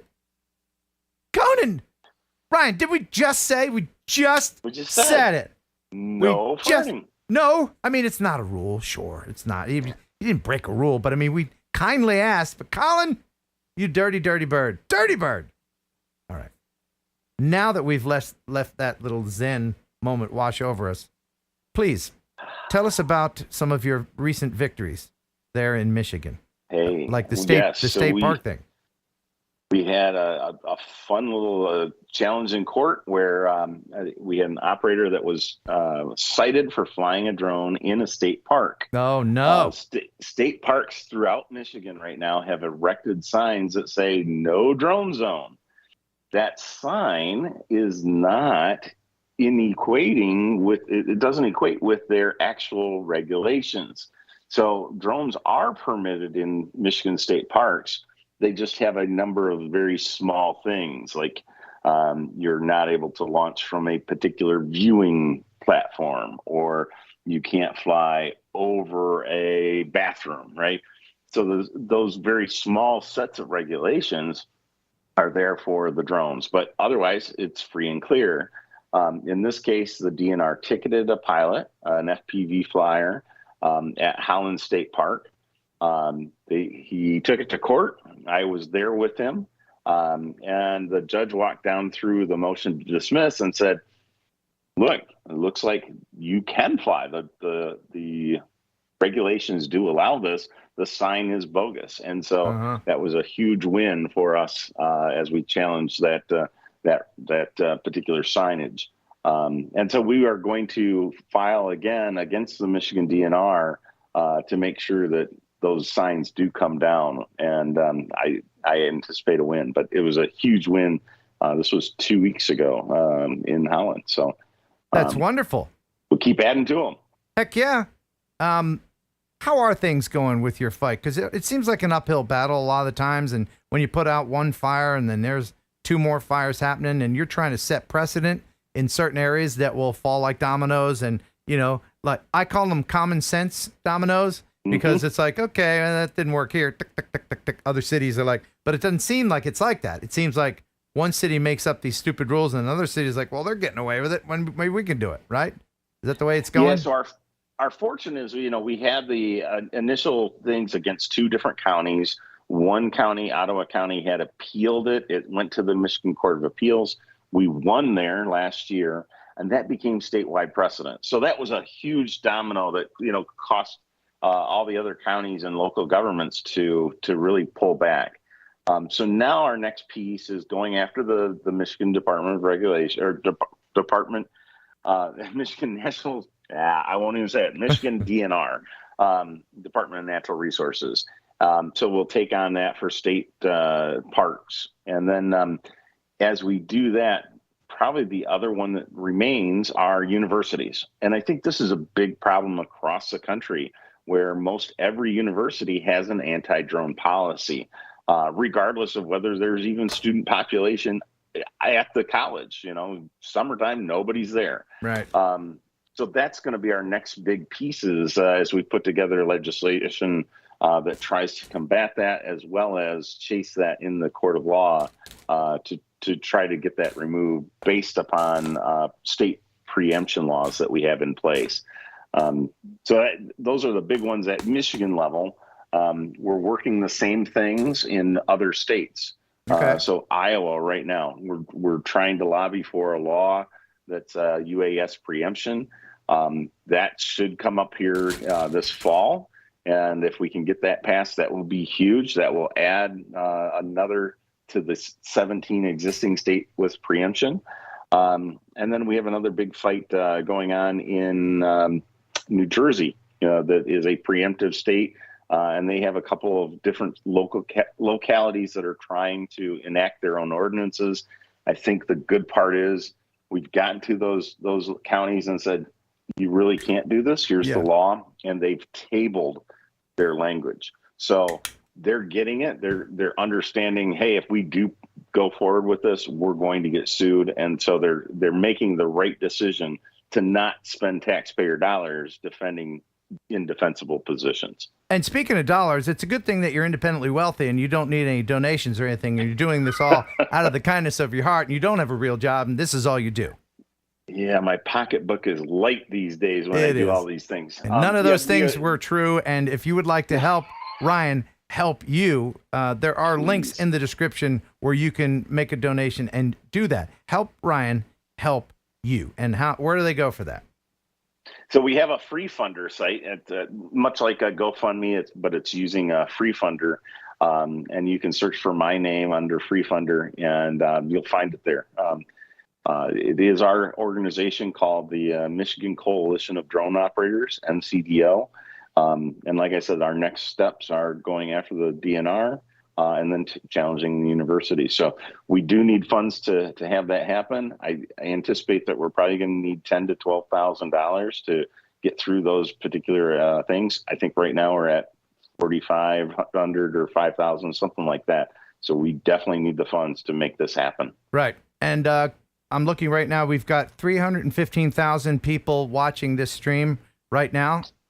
Wait, I'm being told I added a couple zeros, but that's all right. We have enough people watching where we can get some money in your pocket and remind people that if you would like to become a Part 107 pilot, you can do that very thing and get the knowledge, because it's knowledge that's going to let you win against anyone that would say you can't drone here, you can't do that, and then you can say, well, that's not true, because I went to remotepilot101.com. I used Heron 18 to get 30% off, and I became Part 107 certified. How important is it, Ryan, to be certified in this climate today? It is incredibly helpful, especially when you're going to be challenging local ordinances, because you're able to say, here's my credentials.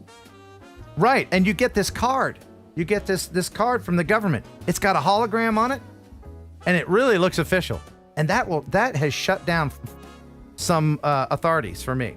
I'm like, oh, no, I'm good. And they're like, because they don't know. They're like, oh, well, all right. So absolutely. So it's a cool little card. And I said this before. You can get a discount at hotels with that thing. Did you know that? Did you know that? I have not tried that. Yeah, I have. You go into a hotel and you say, do you give government discounts? And they say, well, what agency? And you say, FAA. Oh, and then you whip out your card and they're like, no, okay. It works. It's a little bit of a fib, but it's the discount you get makes it feel so much better. But anyway, remotepilot101.com. The lying aside, Jason Shepard, he's got great lessons plans and he updates them all the time, and you will get the knowledge so that you can fly and make money legally with your drone. Heron 18 for 30% off. Love you. Mean it. And Jason is a great guy, so it's easy to listen to. Absolutely. And now I still have a $50 gift certificate to Camera Butter to give away. That is awesome. What am I going to do? What manner of contest? Let's just go ahead and do pick me, pick me, pick me. Everybody pick me. Oh, here they come. All right. So now, if you're a member, there'll be the red pick me's. If you're not a member, you just type pick me, okay? You can use the graphic if you want. We're going to let Ryan pick someone after they get rolling here in a minute. Oh, my. So pick someone deserving. Pick someone maybe, Means I have to see the chat. Yeah, you got to see the chat. Do you not see the chat? I do not see the chat. Oh, no. Well, that's going to give you more chance to do the pick me while I talk about Camera Butter. They make great ND filters and all kinds of things. Let's go to their website. Let's do it. Here we go. CameraButter.com. They make quality ND filters for your camera, your drone camera, 3D prints, frames, all kind of stuff. Go here. CameraButter.com. Now this isn't a company in China. No. This is in the northern continent here. In fact, Camera Butter is Canadian. Yeah. And we love the Canadians, don't we? So are you on the chat yet there, Ryan? No, I can't get it up. That's terrible. Oh, no. And no, I do not ever say that. No, I know. I was going to let it go. I was going to let it go. I was going to let that go. But all right, I will pick someone. Let's see. Pick me. Right. My goodness, the chat. Let's see. I'm going to slow it down. And make it a good pick. Okay, and the winner of the $50 Camera Butter certificate is... God, it's all going so fast. RLT Photo. RLT Photo. Congratulations. You got a $50 gift certificate coming to Camera Butter at camerabutter.com. All right. So email me to remind me, because I'm old and I forget stuff, if you are RLT Photo. Okay? There you go. Well, I guess that's it, except we do need one more joke from you. Oh, my gosh. One more joke. Yeah. You have? You have a joke? I do. All right. Hit me with it. I do. What do you got? And this is a terrible joke, though. The more terrible, the better. Okay. Yeah. What do you call a pig that does karate? I don't know. What do you call a pig that does karate? A pork chop. Let's see if the digital lady has a funnier joke. Alexa, tell me a joke. What happens if you cover a tennis racket in ice cream? What? You get soft serve. I don't know. Which one was better? Vote here in the chat, if you would.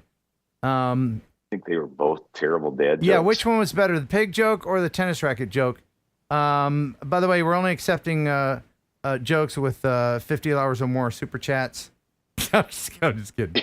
No. Yeah. Thank you, everybody, for supporting the channel. I really do. You know, this is a labor of love. I love doing this. That's why I've been doing it for so damn long. And you can go back. You can see how long I've been doing it by going back and seeing my older videos where I have almost dark hair. Yeah, that's how long I've been doing it. Now I'm Anderson Cooper, but that's fine. Anyway, I guess would you like to leave with all this RID stuff? Would you like to leave someone with a positive, hopeful message before we go, Ryan? A positive, hopeful message. Yeah, because it's not doom and gloom. It's Y2K. It's not the end of the world. It really isn't. Yeah. And all these people that email me, that's it, I'm out of the hobby, I'm done. You remember when 107 was the end? That was the end too. That was the end too. Right, there's so many ends, but it never ends. So give us a message of hope. I would just say the FAA is known to screw things up. So this is just perfect.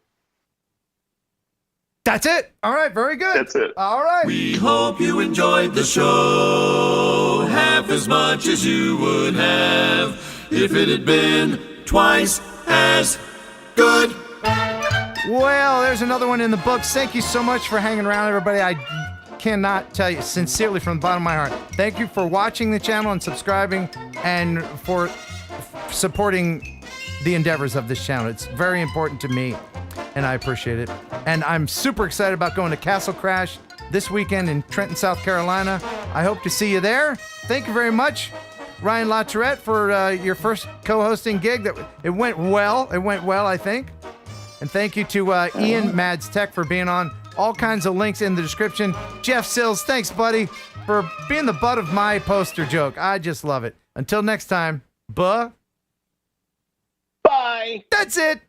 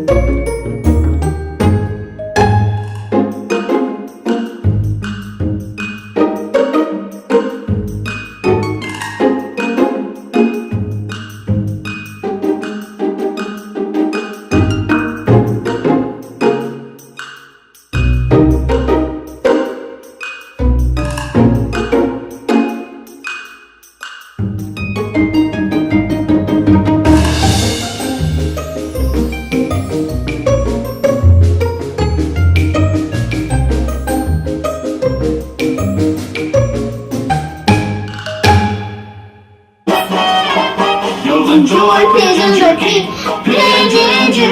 the killer who processed meat. Enjoy pigeon jerky, and you'll give your family a treat. It's balanced nutrition to help them grow, and it's full of fiber to make them grow. You'll enjoy pigeon jerky, a killer who processed meat. Yeah. That was so funny. You'll enjoy Thursday Night Live with Ken Heron and Kelly, Jeff and Bullshot too. There'll be fun and quizzes and Kelly's misses. The bird is the word in the news. It's the #1 live stream, it's got pizzazz. There's only one rule, don't fart in the rats. If you think it's funny, super chat some money, 'cause TNL is here for you. Yeah!